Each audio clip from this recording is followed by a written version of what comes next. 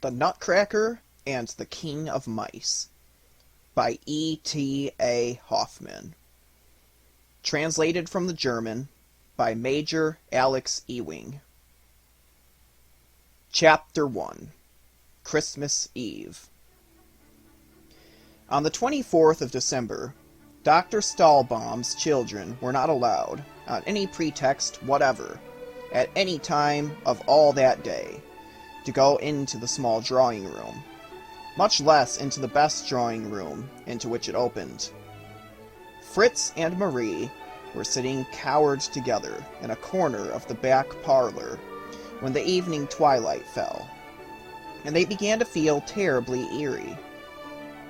Seeing that no candles were brought, as was generally the case on Christmas Eve, Fritz, whispering in a mysterious fashion, confided to his young sister, who was just 7, that he had heard rattlings and rustlings going on all day, since early morning, inside the forbidden rooms, as well as distant hammerings.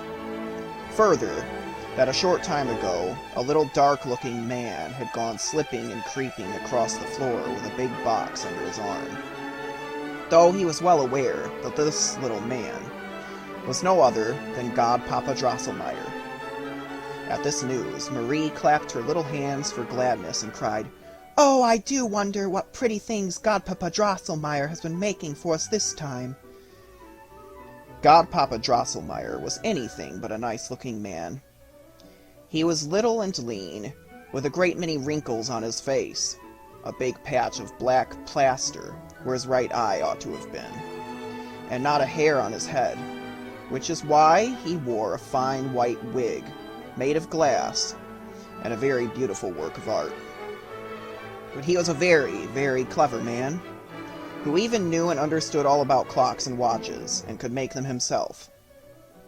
So that when one of the beautiful clocks that were in Dr. Stahlbaum's house was out of sorts and couldn't sing, Godpapa Drosselmeyer would come, take off his glass periwig and his little yellow coat, gird himself with a blue apron, and proceed to stick sharp-pointed instruments into the inside of the clock, in a way that made little Marie quite miserable to witness. However, this didn't really hurt the poor clock, which, on the contrary, would come to life again, and begin to whir and sing and strike as merrily as ever, which caused everybody the greatest satisfaction. Of course, whenever he came, he always brought something delightful in his pockets for the children, perhaps a little man who would roll his eyes and make bows and scrapes, most comic to behold, or a box, out of which a little bird would jump, or something else of the kind. For Christmas, he always had some specially charming piece of ingenuity provided, something which had cost him infinite pains and labor, for which reason it was always taken away and put by with the greatest care by the children's parents. "Oh, what can Godpapa Drosselmeyer have been making for us this time?" Marie cried, as we have said. Fritz was of the opinion that, this time, it could hardly be anything but a great castle, a fortress, where all sorts of pretty soldiers would be drilling and marching about. And then that other soldiers would come and try to get into the fortress, upon which the soldiers inside would fire away at them, as pluckily as you please, with cannon, till everything banged and thundered like anything. "No, no," Marie said. "Godpapa Drosselmeyer once told me about a beautiful garden, with a great lake in it, and beautiful swans swimming about with great gold collars, singing lovely music, and then a lovely little girl comes down through the garden to the lake, and calls the swans and feeds them with shortbread and cake. Swans don't eat cake and shortbread," Fritz cried, rather rudely, with masculine superiority. "And Godpapa Drosselmeyer couldn't make a whole garden. After all, we have got very few of his playthings. Whatever he brings is always taken away from us. So I like the things Papa and Mamma give us much better. We keep them all right, ourselves, and can do what we like with them." The children went on discussing as to what he might have in store for them this time. Marie called Fritz's attention to the fact that Miss Gertrude, her biggest doll, appeared to be failing a good deal as time went on, inasmuch as she was more clumsy and awkward than ever, tumbling onto the floor every 2 or 3 minutes, a thing which did not occur without leaving very ugly marks on her face.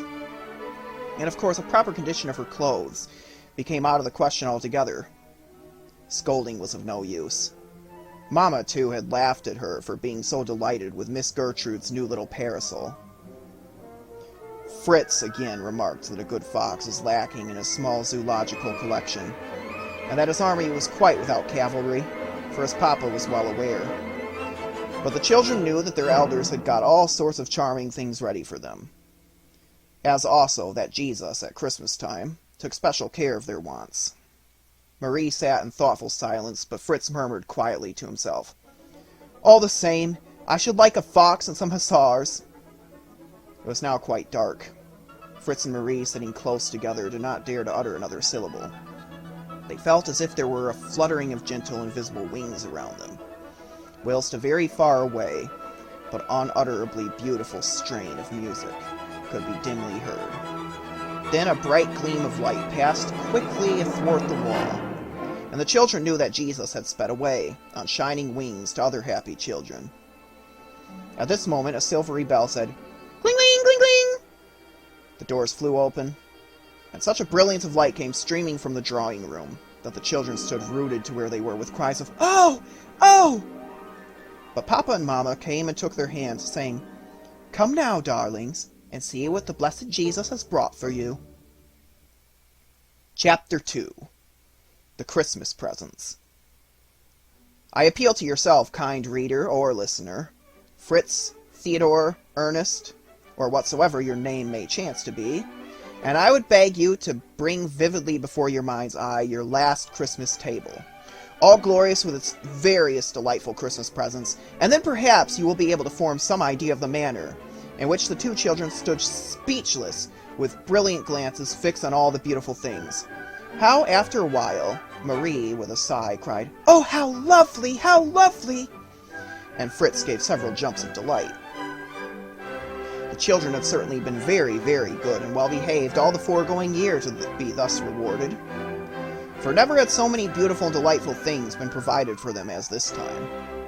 The great Christmas tree on the table bore many apples of silver and gold, and all its branches were heavy with bud and blossom, consisting of sugar almonds, many tinted bonbons, and all sorts of charming things to eat. Perhaps the prettiest thing about this wonder tree, however, was the fact that in all the recesses of its spreading branches hundreds of little tapers glittered like stars, inviting the children to pluck its flowers and fruit. Also, all round the tree on every side, everything shone and glittered in the loveliest manner. Oh, how many beautiful things there were! Who could describe them all? Marie gazed there at the most delicious dolls, and all kinds of toys, and, what was the prettiest thing of all, a little silk dress with many tinted ribbons was hung upon a projecting branch in such sort that she could admire it on all its sides, which she accordingly did, crying out several times, "Oh, the lovely, darling little dress! And I suppose, I do believe, I shall really be allowed to put it on." Fritz, in the meantime, had had 2 or 3 trials how his new fox, which he had actually found on the table, could gallop, and now stated that he seemed a wildish sort of brute, but no matter, he felt sure he would soon get him well in order, and he set to work to muster his new squadron of hussars, admirably equipped, in red and gold uniforms, with real silver swords, and mounted on such shining white horses that you would have thought they were of pure silver, too. When the children had sobered down a little, and were beginning upon the beautiful picture books, which were open so that you could see all sorts of most beautiful flowers and people of every hue, to say nothing of lovely children playing, all as naturally represented as if they were really alive and could speak, there came another tinkling of a bell, to announce the display of Godpapa Drosselmeyer's Christmas present, which was on another table against the wall, concealed by a curtain. When this curtain was drawn, what did the children behold? On a green lawn, bright with flowers, stood a lordly castle, with a great many shining windows and golden towers. A chime of bells was going on inside it. Doors and windows opened, and you saw very small but beautiful ladies and gentlemen with plumed hats and long robes down to their heels, walking up and down in the rooms of it. In the central hall, which seemed all in a blaze, there were quantities of little candles burning in silver chandeliers. Children, in little short doublets, were dancing to the chimes of the bells. A gentleman in an emerald-green mantle came to a window, made signs Theriet, and then disappeared inside again. Also, even Godpapa Drosselmeyer himself, but scarcely taller than Papa's thumb, came now and then, and stood at the castle door, then went in again. Fritz had been looking on with the rest of the beautiful castle, and the people walking about and dancing in it, with his arms leaned on the table. Then he said, "Godpapa Drosselmeyer, let me go into your castle for a little." Drosselmeyer answered that this could not possibly be done, in which he was right, for it was silly of Fritz to want to go into a castle which was not so tall as himself, golden towers and all. And Fritz saw that this was so. After a short time, as the ladies and gentlemen kept on walking about just in the same fashion, the children dancing and the Emerald Man looking out at the same window, and Godpapa Drosselmeyer coming to the door, Fritz cried impatiently, "Godpapa Drosselmeyer, please come out that other door." "That can't be done, dear Fritz," answered Drosselmeyer. "Well," resumed Fritz, "make that green man that looks out so often walk out with the others." "And that can't be done either," said his godpapa once more. "Make the children come down, then," said Fritz. "I want to see them nearer." "Nonsense! Nothing of that sort can be done!" cried Drosselmeyer with impatience. "The machinery must work as it's doing now. It can't be altered, you know." "Oh," said Fritz, "it can't be done, huh? Very well, then, Godpapa Drosselmeyer. I'll tell you what it is. If your little creatures in the castle there can only always do the same thing, they're not much worth. And I think precious little of them. No, give me my hussars. They've got to maneuver backwards and forwards just as I want them, and are not fastened up by a house." With which he made off to the other table, and sat with a squadron of silver horse trotting here and there, wheeling and charging and slashing right and left to his heart's content. Marie had slipped away softly, too, for she was tired of the promenading and dancing of the puppets in the castle, though, kind and gentle as she was, did not like to show it as her brother did. Drosselmeyer, somewhat annoyed, said to the parents, "After all, an ingenious piece of mechanism like this is not a matter for children, who don't understand it. I shall put my castle back in its box again." But the mother came to the rescue, and made him show her the clever machinery which moved the figures, Drosselmeyer taking it all to pieces, putting it together again, and quite recovering his temper in the process, so that he gave the children all sorts of delightful brown men and women with golden faces, hands and legs, which were made of ginger cake, and with which they were greatly content. Chapter 3. Marie's Pet and Protégé. But there was a reason wherefore Marie found it against the grain to come away from the table where the Christmas presents were laid out. And this was that she had just noticed a something there which she had not observed at first. Fritz's hussars having taken ground to the right at some distance from the tree, in front of which they had previously paraded, there became visible a most delicious little man, who was standing there, quiet and unobtrusive, as if waiting patiently till it should be his turn to be noticed. Considerable objection, might perhaps have been taken to him on the score of his figure, for his body was rather too tall and stout for his legs, which were short and slight. Moreover, his head was a good deal too large. But much of this was atoned for by the elegance of his costume, which showed him to be a person of taste and cultivation. He had on a very pretty violet hussar's jacket, all over knobs and braiding, pantaloons of the same, and the loveliest little boots ever seen even on a hussar officer, fitting his dear little legs just as if they had been painted onto them. It was funny, certainly, that dressed in this style as he was, he had on a little, rather absurd, short cloak on his shoulders, which looked almost as if it were made of wood, and on his head a cap like a miner's.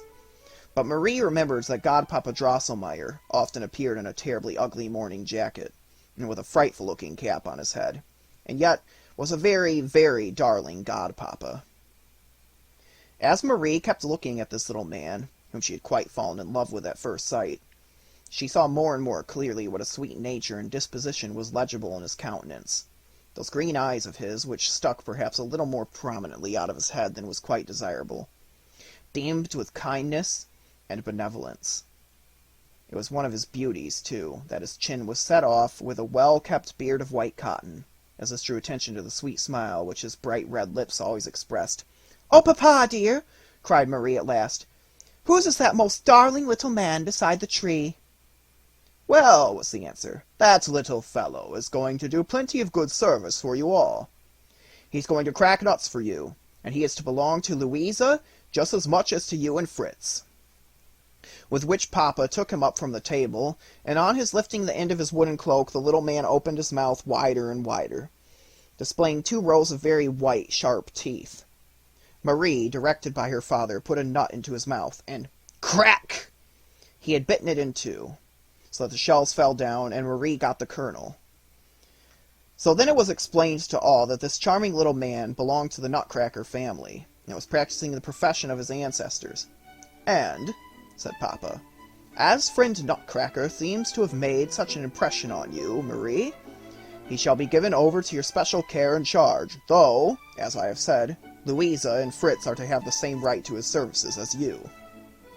Marie took him into her arms at once, and made him crack some more nuts. But she picked out all the smallest, so that he might not have to open his mouth so terribly wide, because that was not nice for him. Then Sister Louisa came, and he had to crack some nuts for her, too, which duty he seemed glad to perform, as he kept on smiling most courteously. Meanwhile, Fritz was a little tired after so much drill and maneuvering, so he joined his sisters, and laughed beyond measure at the funny little fellow, who, as Fritz wanted his share of the nuts, was passed from hand to hand and was continually snapping his mouth open and shut. Fritz gave him all the biggest and hardest nuts he could find, but all at once there was a crack, and 3 teeth fell out of the Nutcracker's mouth, and all his lower jaw was loose and wobbly. "Oh, my poor darling Nutcracker!" Marie cried, and took him away from Fritz.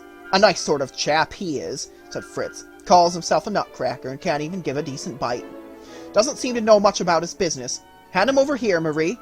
I'll keep him biting nuts if he drops all the rest of his teeth, and his jaw into the bargain. What's the good of a chap like him?" "No, no!" cried Marie in tears. "You shan't have him, my darling Nutcracker. See how he's looking at me so mournfully and showing me his poor, sore mouth. But you're a hard-hearted creature. You beat your horses, and you've had one of your soldiers shot. Those things must be done," said Fritz, "and you don't understand anything about such matters.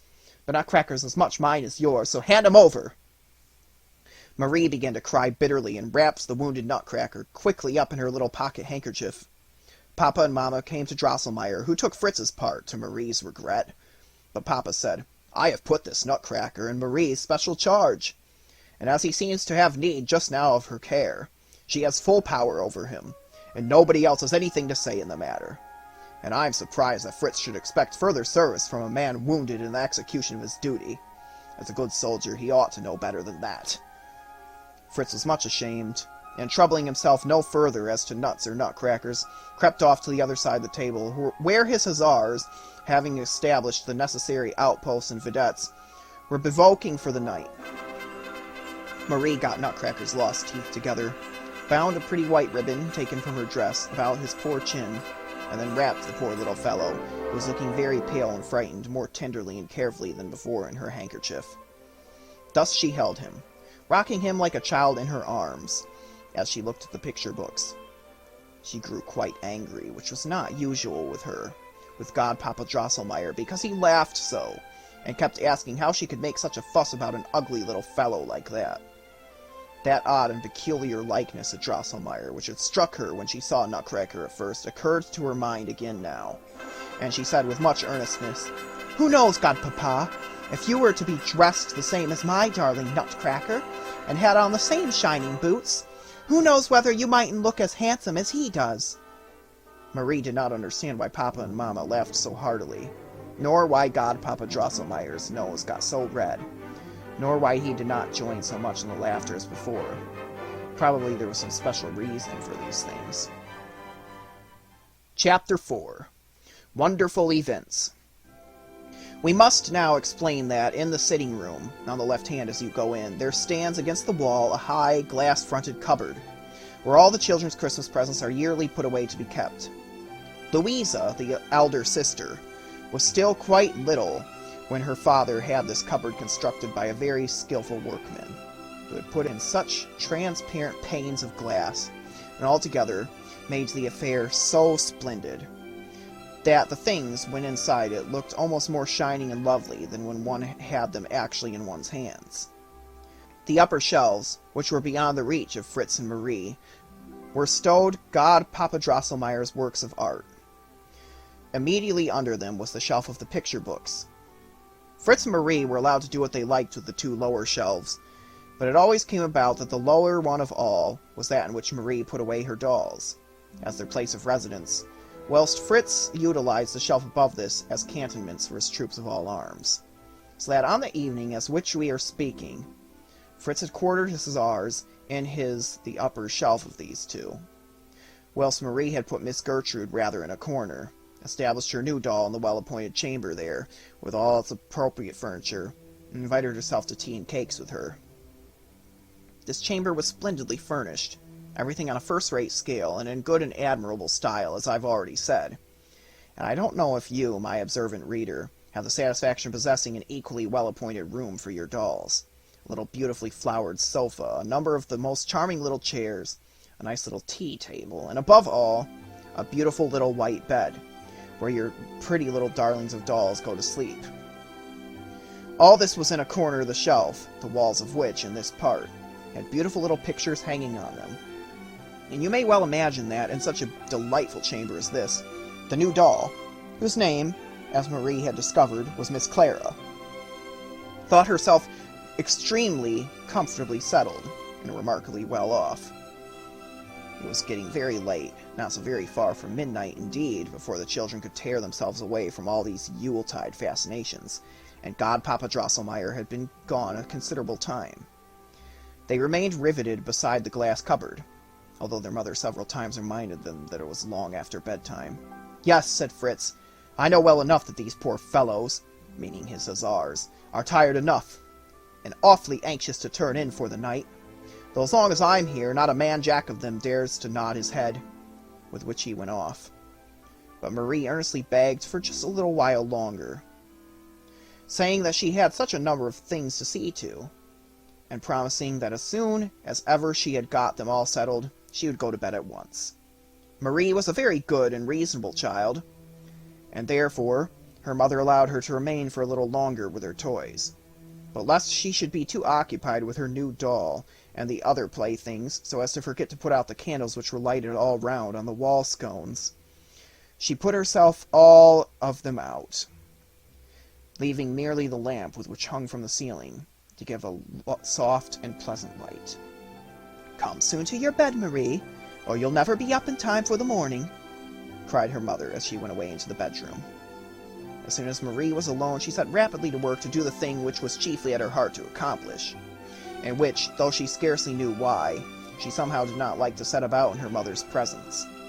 She had been holding Nutcracker, wrapped in the handkerchief, carefully in her arms at all this time, and she now laid him softly down on the table, gently unrolled the handkerchief, and examined his wounds.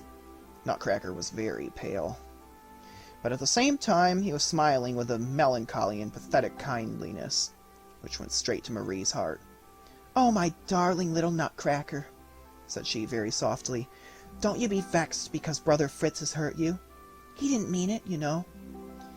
He's only a little bit hardened with his soldiering and that, but he's a good nice boy, I can assure you, and I'll take the greatest care of you and nurse you till you're quite better and happy again, and your teeth shall be put in again for you, and your shoulder set right. Godpapa Drosselmeyer will see to that. He knows how to do things of the kind." Marie could not finish what she was going to say, because of the mention of Godpapa Drosselmeyer. Friend Nutcracker made a most horrible, ugly face. A sort of green sparkle of sharpness seemed to dart out of his eyes. This was only for an instant, however, and just as Marie was going to be terribly frightened, she found that she was looking at the same nice, kindly face, with the pathetic smile which she had seen before, and she saw plainly that it was nothing but some draught of air making the lamp flicker that had seemed to produce the change. "Well," she said, "I certainly am a silly girl to be so easily frightened, and I think that a wooden doll could make faces at me. But I'm too fond, really, of Nutcracker, because he's so funny, and so kind and nice, and so he must be taken the greatest care of, and properly nursed till he's quite well." With which she took him in her arms again, approached the cupboard, and kneeling down beside it, said to her new doll, "I'm going to ask a favor of you, Miss Clara. That you will give up your bed to this poor, sick, wounded Nutcracker, and make yourself as comfortable as you can on the sofa here. Remember that you're quite well and strong yourself, or you wouldn't have such fat red cheeks, and that there are very few dolls indeed who have as comfortable a sofa as this to lie upon." Miss Clara, in her Christmas dress, looked very grand and disdainful, and said not so much as "Muck!" "Very well," said Marie. "Why should I make such a fuss and stand on any ceremony?" She took the bed and moved it forward, and laid Nutcracker carefully and tenderly down on it, wrapped another pretty ribbon taken from her own dress about his hurt shoulder, and drew the bedclothes up to his nose. "But he shan't stay with that nasty Mistress Clara," she said, and moved the bed with Nutcracker in it, up to the upper shelf, so it was placed near the village in which Fritz Hussars had their cantonments. She closed the cupboard, and was moving away to go to bed, when, listen, children, there began a low, soft rustling and rattling, and a sort of whispering noise, all round in all directions, from all quarters of the room, behind the stove, under the chairs, behind the cupboards. The clock on the wall warned louder and louder, but it could not strike. Marie looked at it, and saw that the big gilt owl which was on the top of it had drooped its wings that they covered the whole of the clock, and it stretched its cat-like head, with the crooked beak, a long way forward.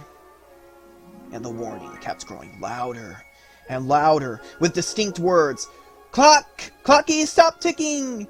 No sound, but cautious warning! Mousie's king ears are fine, prr-prr!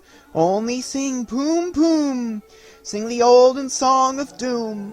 Poom poom poom poom, bells go chime, soon rings out the fated time." And then came poom poom, quite hoarsely and smothered, 12 times. Marie grew terribly frightened, and was going to rush away as best she could, when she noticed that Godpapa Drosselmeyer was up on the top of the clock instead of the owl, with his yellow coat-tails hanging down on both sides like wings. But she manned herself and called out in a loud voice of anguish, "Godpapa! Godpapa! What are you up there for? Come down to me and don't frighten me so terribly, you naughty, naughty Godpapa Drosselmeyer!"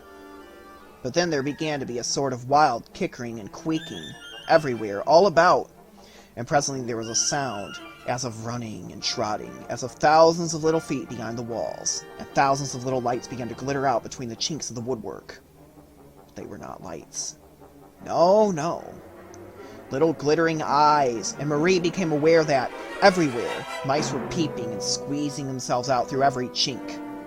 Presently they were trotting and galloping in all directions over the room, orderly bodies, continually increasing, of mice, forming themselves into regular troops and squadrons, in good order, just as Fritz's soldiers did when maneuvers were going on. As Marie was not afraid of mice, as many children are, she could not help being amused by this, and her first alarm had nearly left her, when suddenly there came such a sharp and terrible piping noise that the blood ran cold in her veins. Ah, what did she see then? Well, truly, kind reader, I know that your heart is in the right place, just as much as my friend Field Marshal Fritz's is itself. But if you had seen what now came before Marie's eyes, you would have made a clean pair of heels at it. Nay, I consider that you would have plumped into your bed, and drawn the blankets farther over your head than necessity demanded.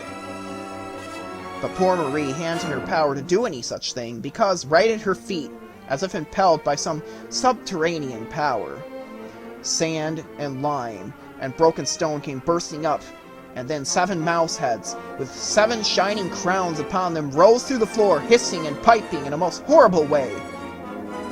Quickly, the body of the mouse, which had those 7 crowned heads, forced its way up through the floor, and this enormous creature shouted with its 7 heads, aloud to the assembled multitude, squeaking to them, with all the 7 mouths in full chorus, and then the entire army set itself in motion, and went trot, trot, right up to the cupboard, and in fact, to Marie, who was standing beside it. Marie's heart must have been beating so with terror that she had thought it must jump out of her breast and she must die. But now it seemed to her as if the blood in her veins stood still. Half fainting, she leaned backwards, and there was a click-click-click, and the pane of the cupboard, which she had broken with her elbow, fell in shivers to the floor. She felt for a moment a sharp, stinging pain in her arm, but still this seemed to make her heart lighter. She heard no more of the creaking and piping. Everything was quiet. And though she didn't dare to look, she thought the noise of the glass breaking had frightened the mice back into their holes. But what came to pass then? Right behind Marie, a movement seemed to commence in the cupboard. And small, faint voices began to be heard saying, "Come, awake, measures take, out to the fight, shield the right, aim and away, this is the night!" And harmonica bells began ringing as prettily as you please. "Oh, that's my little peal of bells!" cried Marie, and went nearer and looked in. Then she saw that there was bright light in the cupboard, and everything busily in motion there. Dolls and little figures of various kinds all running about together and struggling with their little arms. At this point, Nutcracker rose from his bed, cast off the bedclothes, and sprung with both feet onto the floor of the shelf, crying out at the top of his voice, "Knack, knack, knack! Stupid mousy pack! All their skulls will crack! Mousy pack, knack, knack! Mousy crack! Crick, crack! Cowardly lot of schnack!" And with this he drew his little sword, waved it in the air, and cried, "Ye, my trusty vassals, brethren and friends! Are ye ready to stand by me in this great battle?" Immediately, 3 scaramouches, 1 pantaloon, 4 chimney sweeps, 2 zither players, and a drummer cried in eager accents, "Yes, your highness, we will stand by you in loyal duty. We will follow you to the death, the victory, and the fray." And they precipitated themselves after Nutcracker, who, in the excitement of the moment, had dared that perilous leap to the bottom shelf. Now, they might well dare this perilous leap, for not only had they got plenty of clothes on, of cloth and silk, and besides there's not much in their insides except cotton and sawdust, so that they plumped down like little wool sacks. But as for poor Nutcracker, he would have certainly broken his arms and legs, for, bethink you, he is nearly 2 feet from where he had stood to the shelf below, and his body was as fragile as if he had been made of elm wood. Yes, Nutcracker would have broken his arms and legs had not Miss Clara started up at the moment of his spring from her sofa and retrieved the hero, drawn sword and all, in her tender arms. "Oh, you dear, good Clara!" cried Marie. "How did I misunderstand you? I believe you were quite willing to let dear Nutcracker have your bed." But Miss Clara now cried, as she pressed the young hero gently to her silken breast, "Oh, my lord, go not into this battle in danger, sick and wounded as you are. See how your trusty vassals, clowns and pantaloon, chimney sweeps, zithermen and drummer, are already arrayed below, and the puzzle figures in my shelf here are in motion and preparing for the fray. Deign then, O my lord, to dress in these arms of mine, and contemplate your victory from a safe coign of vantage." Thus spoke Miss Clara. But Nutcracker behaved so impatiently and kicked so with his legs that Miss Clara was obliged to put him down on the shelf in a hurry. However, he at once sank gracefully on one knee, and expressed himself as follows, "O lady, the kind protection and aid which you have afforded me will ever be present to my heart, in battle and victory." On this, Miss Clara bowed herself so as to be able to take hold of him by his arms, raised him gently up, quickly loosened her girdle, which was ornamented with many spangles, and would have placed it about his shoulders, but the little man drew himself swiftly 2 steps back, laid his hand upon his heart, and said with much solemnity, "O lady, do not bestow this mark of your favor upon me, for," he hesitated, gave a deep sigh, took the ribbon with which Marie had bound him from his shoulders, pressed it to his lips, put it on as cognizance for the fight, and waving his glittering sword, sprang like a bird over the ledge of the cupboard down to the floor. You will observe, kind reader, that Nutcracker, even before he really came to life, had felt and understood all Marie's goodness and regard, and that it was because of his gratitude and devotion to her that he would not take, or wear even, a ribbon of Miss Clara's, though it was exceedingly pretty and charming. This good, true-hearted Nutcracker preferred Marie's much commoner and more unpretending token. But what is going to happen further now? At the moment when the Nutcracker sprang down, the creaking and piping commenced again worse than ever. Alas, under the big table, the hordes of the Mouse army had taken up a position, densely missed, under the command of the terrible Mouse with the 7 heads. So what is to be the result? Chapter 5. The Battle. "Beat the general, trusty vassal drummer! cried the Nutcracker very loud, and immediately the drummer began to roll his drum in the most splendid style, so that the windows of the glass cupboard rattled and resounded. Then there began a cracking and a clattering inside, and Marie saw all the lids of the boxes in which Fritz's army was quartered bursting open, and the soldiers all came out and jumped down to the bottom shelf, where they formed up in good order. Nutcracker hurried up and down the ranks, speaking words of encouragement. "There's not a dog of a trumpeter taking the trouble to sound a call!" he cried in a fury. Then he turned to the pantaloon, who was looking decidedly pale, and, wobbling his long chin a good deal, said in a tone of solemnity, "I know how brave and experienced you are, General. What is essential here is a rapid comprehension of the situation, and immediate utilization of the passing moment. I entrust you the command of the cavalry and artillery. You can do without a horse. Your own legs are long, and you can gallop on them as fast as necessary. Do your duty." Immediately, Pantaloon put his long, lean fingers to his mouth, and gave such a piercing crow that it rang as if 100 little trumpets had been sounding lustily. Then there began a tramping and neighing in the cupboard, and Fritz's dragoons and cuirassiers, but above all, the new glittering hussars, marched out, and through came to a halt, drawn up on the floor. Then they marched past Nutcracker by regiments, with guidons flying and bands playing, after which they wheeled into line, and formed up at right angles to the line of march. Upon this, Fritz's artillery came rattling up, and formed action front and advance of the halted cavalry. Then it went,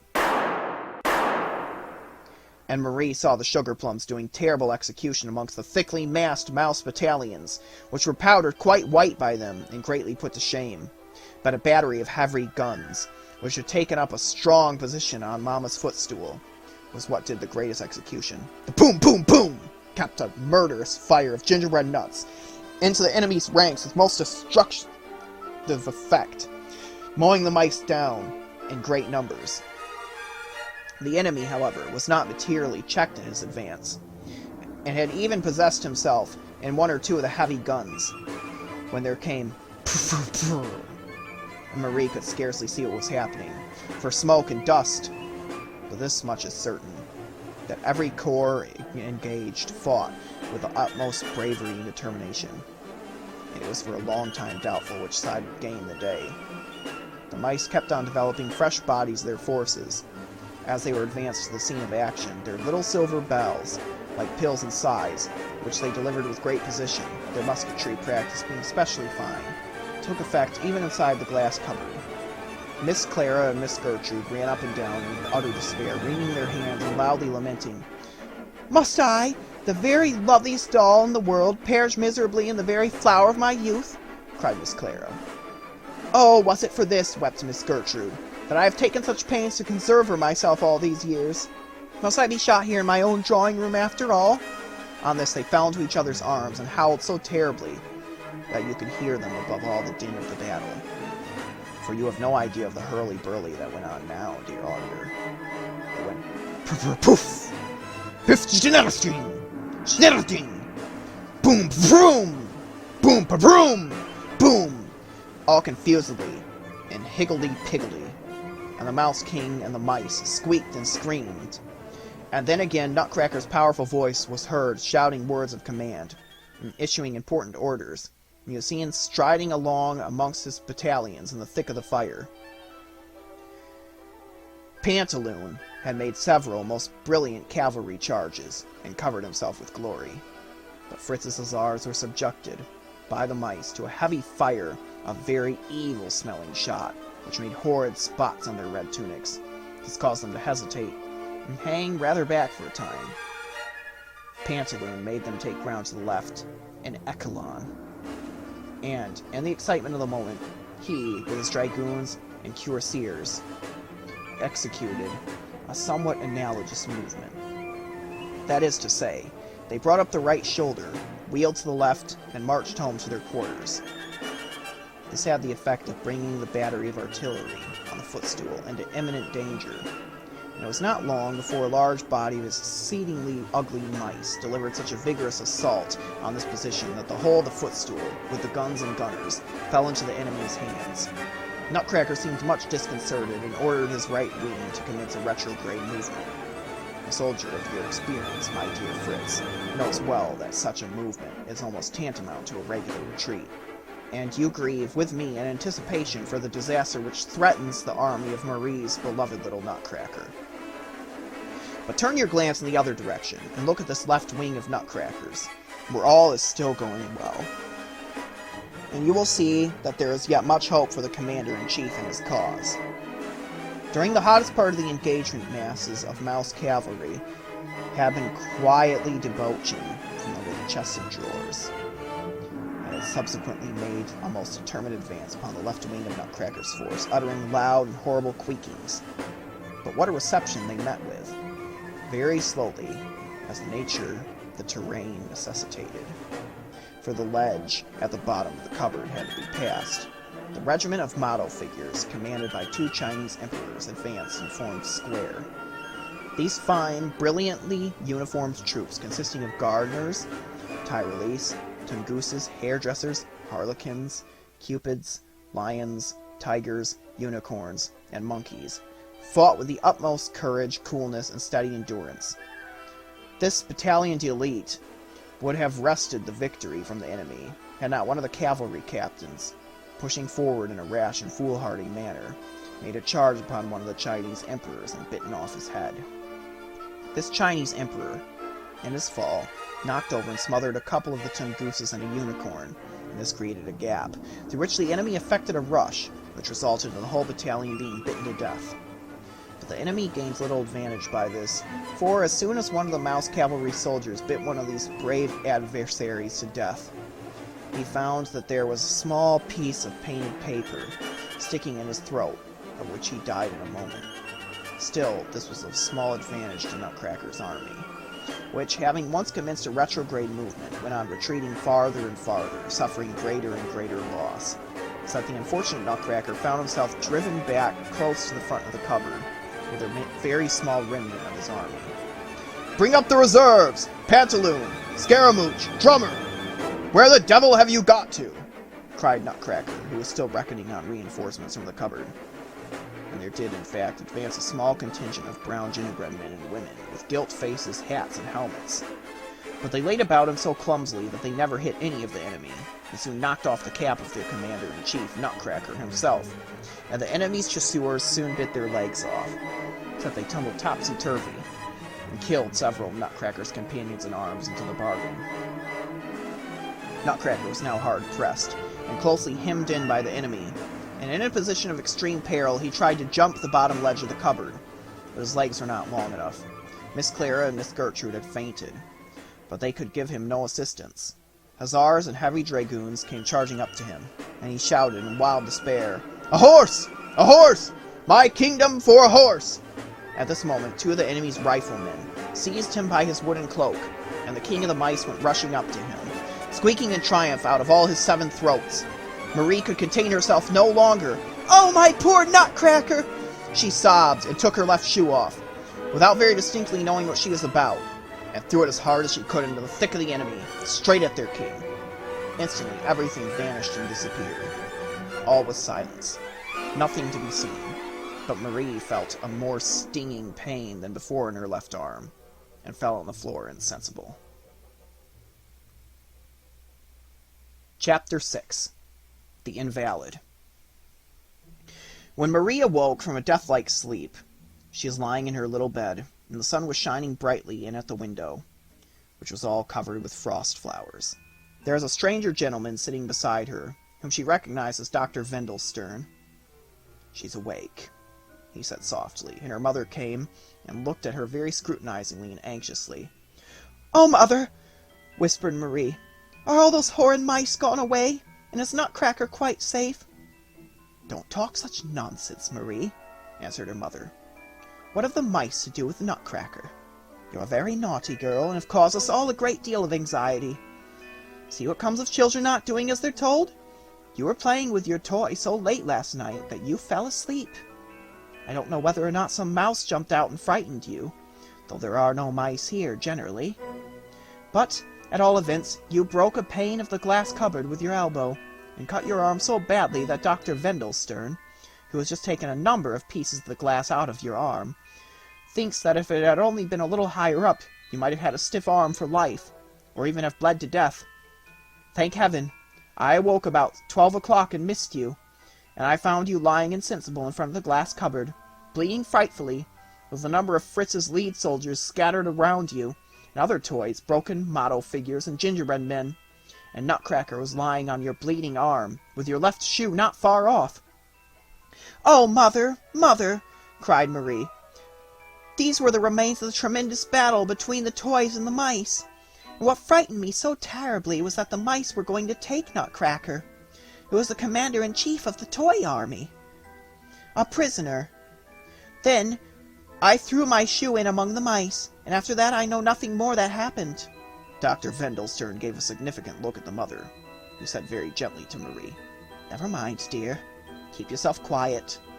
The mice are all gone away, and Nutcracker's in the cupboard, quite safe and sound." Here Marie's father came in, and had a long consultation with Dr. Vendelstern. Then he felt Marie's pulse, and she heard them talking about wound fever. She had to stay in bed and take medicine for some days, although she didn't feel at all ill, except that her arm was rather stiff and painful.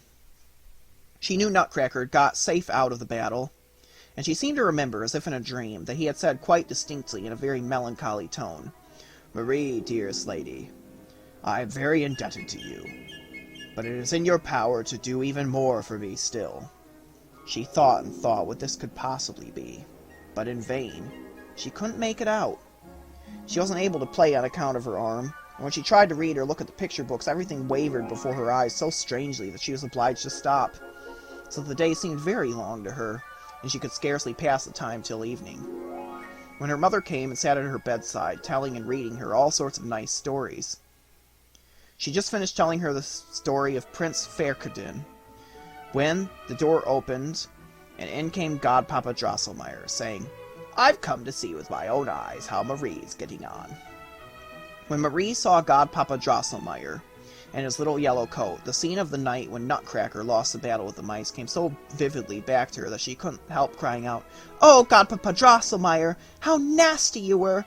I saw you quite well when you were sitting on the clock, covering it all over with your wings to prevent it from striking and frightening the mice. I heard you quite well when you called the Mouse King. Why didn't you help Nutcracker? Why didn't you help me, you nasty Godpapa? It's nobody's fault but yours that I'm lying here with a bad arm." Her mother, in much alarm, asked what she meant, but Drosselmeyer began making extraordinary faces, and said in a snarling voice like a sort of chant in monotone, "Pendulums could only rattle, couldn't tick near a clock. All the clockies stopped their ticking, no more clicking, then they all struck loud cling-clang dollies. Don't your heads down hang, hink and hank and honk and hank. Doll girls, don't your heads down hang. Cling and ring, the battle's over, Nutcracker all safe in clover. Comes the owl on downy wing, scares away the mouse's king. Pack and pick and pook, clocks bim boom, gur gur. Pendulums must click again, tick and tack, gur and burr, purr and purr." Marie fixed wide eyes of terror upon Godpapa Drosselmeyer, because he was looking quite different and far more horrid than usual, and was jerking his right arm downwards and forwards as if he were some puppet moved by a handle. She was beginning to grow terribly frightened at him when her mother came in, and Fritz, who had arrived in the meantime, laughed heartily, saying, "Why, Godpapa, you are going on funnily. You're just like my old jumping jack that I threw away last month." But the mother looked very grave and said, "This is the most extraordinary way of going on, Mr. Drosselmeyer. What can you mean by it?" "My goodness," said Drosselmeyer, laughing. "Did you never hear my nice watchmaker's song? I always sang it to little invalids like Marie." Then he hastened to sit down beside Marie's bed and said to her, "Don't be vexed with me because I didn't gouge out all the Mouse King's 14 eyes. That couldn't be managed exactly. But to make up for it, here's something which I know will please you greatly." He dived into one of his pockets, and what he slowly brought out of it was Nutcracker, whose teeth he had put in again quite firmly and set his broken jaw completely to rights. Marie shouted for joy, and her mother laughed and said, "Now you see for yourself how nice Godpapa Drosselmeyer is to Nutcracker." "But you must admit, Marie," said her godpapa, "that Nutcracker is far from being what you might call a handsome fellow. And you can't say he has a pretty face. If you like, I'll tell you how it was that the ugliness came into his family, and has been handed down in it from one generation to another. Did you ever hear about the Princess Pirlipat, the witch Mausekoenig, and the clever clockmaker?" "I say, Godpapa Drosselmeyer," interrupted Fritz at this juncture, "you've put Nutcracker's teeth in again all right, and his jaws in as wobbly as it was, but what's become of his sword? Why haven't you given him a sword?" "Oh," cried Drosselmeyer, annoyed, "you must always be bothering and finding fault with something or other, boy. What have I to do with Nutcracker's sword? I put his mouth to rights for him. He must look out for a sword for himself." "Yes, yes," said Fritz, "so he must, of course, if he's the right sort of fellow." "So tell me, Marie," continued Drosselmeyer, "if you know the story of Princess Pirlipat." "Oh, no," cried Marie. "Tell it to me, please. Do tell it to me." "I hope it won't be as strange and terrible as your stories generally are," said her mother. "Oh, no, nothing of the kind," said Drosselmeyer. "On the contrary, it's quite a funny story which I'm going to have the honor of telling this time." "Go on, then. Do tell it to us," cried the children, and Drosselmeyer commenced as follows. Chapter 7. The Story of the Hard Nut, Part 1. Pirlipat's mother was a king's wife, so that of course she was a queen. And Pirlipat herself was a princess by birth as soon as ever she was born. The king was quite beside himself with joy over his beautiful little daughter as she lay in her cradle, and he danced round and round upon one leg, crying again and again, "Hurrah, hurrah! Hip, hip, hurrah! Did anybody ever see anything so lovely as my lovely little Pirlipat?" And all the ministers of state, and the generals, the presidents, and the officers of the staff danced about on one leg as the king did, and cried as loud as they could, "No, no, never!" Indeed, there was no denying that a lovelier baby than Princess Pirlipat was never born since the world began. Her little face looked as if it were woven of the most delicate white and rose-colored silk. Her eyes were of sparkling azure, and her face all in little curls like threads of gold. Moreover, she had come into the world with 2 rows of little pearly teeth, with which, 2 hours after her birth, she bit the Lord High Chancellor in the fingers, when he was making a careful examination of her features, so that he cried, "Oh!" quite loud. There are 2 persons that assert that that was the expression he employed, and opinions are still considerably divided on this point. At all events, she bit him in the fingers, and the realm learned with much gratification that both intelligence and discrimination dwelt within her angelical little frame. All was joy and gladness, as I have said, save that the queen was very anxious and uneasy. Nobody could tell why. One remarkable circumstance was that she had Pirlipat's cradle most scrupulously guarded. Not only were there life-guardsmen always at the doors of the nursery, but over and above the 2 head nurses close to the cradle, there had always to be 6 other nurses all round the room at night. And what seemed rather a funny thing, which nobody could understand, was that each of these 6 nurses had always to have a cat in her lap, and to keep on stroking it all night long, so that it might never stop purring. It is impossible that you, my reader, should know the reason of all these precautions, but I do, and I shall proceed to tell you at once.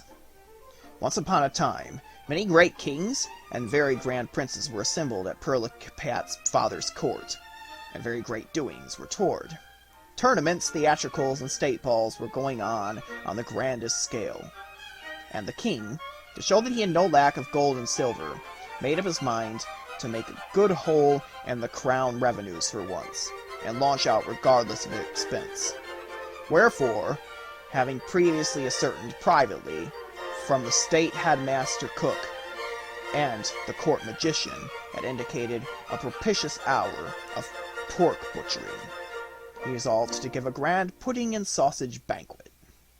He jumped into a state carriage, and personally invited all the kings and the princes to a basin of soup merely, that he might enjoy their astonishment at the magnificence of the entertainment. Then he said to the queen very graciously, "My darling, you know exactly how I like my puddings and sausages." The queen quite understood what this meant. It meant that if she should partake the important duty of making the puddings and the sausages herself, which was a thing she had done on 1 or 2 previous occasions. So, the Chancellor of the Exchequer was ordered to issue out of store the great golden sausage kettle and the silver casseroles. A great fire of sandalwood was kindled. The queen put on her damask kitchen apron, and soon the most delicious aroma of pudding broth rose steaming out of the kettle. This sweet smell penetrated into the very council chamber. The king could not control himself. "Excuse me a few moments, my lords and gentlemen," he cried, rushed to the kitchen, embraced the queen, stirred in the kettle a little with his golden scepter, and then went back, easier in his mind, to the council chamber. The important juncture had now arrived when the fat had to be cut up into little square pieces, and browned on silver spits. The ladies-in-waiting retired, because the queen, from motives of love and duty to her royal consort, thought it proper to perform this important task in solitude. But when the fat began to brown, a delicate little whispering voice made itself audible, saying, "Give me some of that, sister. I want some of it too. I'm a queen as well as yourself. Give me some." The queen knew well who was speaking. It was Dame Mousekoenig, who had been established in the palace for many years. She claimed relationship to the royal family, and she was queen of the realm of Mausekoenig herself, and lived with a considerable retinue of her own under the kitchen hearth. The queen was a kind-hearted, benevolent woman, and although she didn't exactly care to recognize Dame Mousekoenig as a sister and queen, she was willing, at this festive season, to spare her the titbits she had mind to. So she said, "Come out then, Dame Mousekoenig, of course you shall taste my brown fat." So Dame Mousekoenig came running out as fast as she could, held up her pretty little paws, and took morsel after morsel of the brown fat as the queen held them out to her. But then all Dame Mousekoenig's uncles and her cousins and her aunts came jumping out too, and her 7 sons, who were terrible ne'er-do-wells, into the bargain, and they all sat at the brown fat, and the queen was too frightened to keep them at bay. Most fortunately, the mistress of the robes came in, and drove these inopportune visitors away, so that the little of the brown fat was left. And this, when the court mathematician, an ex-senior wrangler of his university, was called in, which he had to be on purpose, it was found possible by means of skillfully devised apparatus provided with special micrometer screws and so forth, to apportion and distribute amongst the whole of the sausages under construction. The kettle drums and the trumpets summoned all the great princes and potentates to the feast. They assembled in their robes of state, some of them on white palfreys, some in crystal coaches. The king received them with much gracious ceremony, and took his seat at the head of the table, with his crown on and his scepter in hand. Even during the serving of the white pudding course, it was observed that he turned pale, and raised his eyes to the heaven. Sighs heaved his bosom. Some terrible inward pain was clearly raging within him.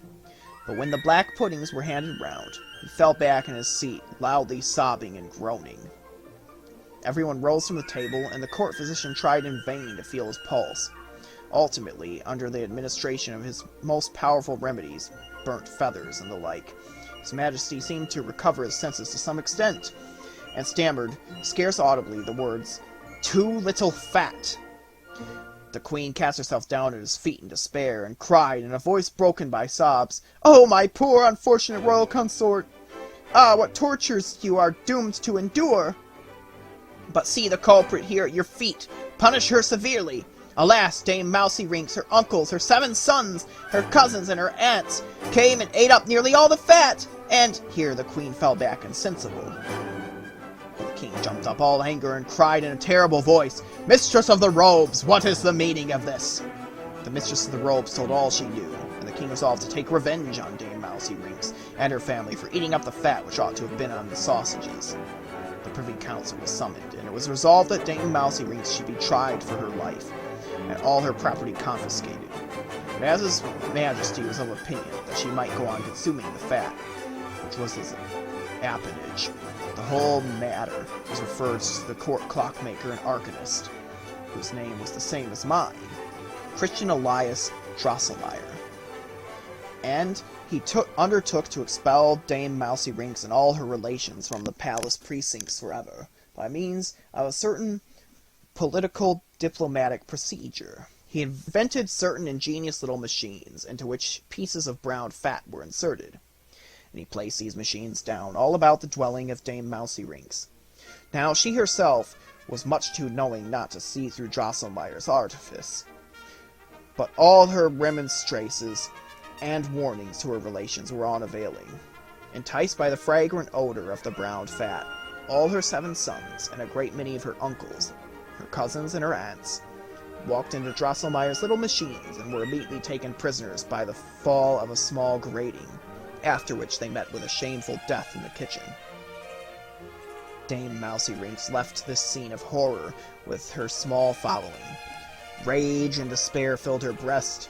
The court rejoiced greatly. The queen was very anxious because she knew Dame Mousekoenig's character, and knew well that she would never allow the death of her sons and other relatives to go unavenged. And in fact, one day when the queen was cooking a fricassee of sheep's lights for the king, a dish to which he was exceedingly partial, Dame Mousekoenig suddenly made her appearance and said, "My sons and my uncles, my cousins and my aunts, are now no more. Have a care, lady, lest the queen of the mice bites your little princess in two. Have a care." With which she vanished and was no more seen. But the queen was so frightened that she dropped the fricassee into the fire, and this was the second time Dame Mousekoenig spoiled one of the king's favorite dishes, at which he was very irate. But this is enough for tonight. We'll go on with the rest of it another time. Sorely as Marie, who had ideas of her own about this story, begged Godpapa Drosselmeyer to go on with it, he would not be persuaded, but jumped up, saying, "Too much at a time wouldn't be good for you. The rest tomorrow." Just as Drosselmeyer was going out the door, Fritz said, "I say, Godpapa Drosselmeyer, was it really you who invented mousetraps?" "How can you ask such silly questions?" cried his mother, but Drosselmeyer laughed oddly, and said, "Well, you know I'm a clever clockmaker. Mousetraps had to be invented some time or other." Chapter 8. The Story of the Hard Nut, Part 2. "And now you know, children," said Godpapa Drosselmeyer the next evening, "why it was the queen took such precautions about her little Pirlipat. Had she not always the fear before her eyes of Dame Mousekoenig coming back and carrying out her threat of biting the princess to death? Drosselmeyer's ingenious machines were of no avail against the clever, crafty Dame Mousekoenig, and nobody, save the court magician, knew that the family of the cat Purr had the power to keep her at bay. This was the reason why each of the lady nurses was obliged to keep one of the sons of that family, each of whom was given the honorary rank and title of Privy Councillor of Legation in her lap, and render his onerous duty less irksome by gently scratching his back. One night, just after midnight, one of the chief nurses stationed close to the cradle woke suddenly from a profound sleep. Everything lay buried in slumber. Not a purr to be heard. Deep, death-like silence, set the death watch ticking in the wainscot, sounded quite loud. What were the feelings of this principal nurse when she saw, close beside her, a great hideous mouse, standing on its hind legs, with its horrid head laid on the princess's face?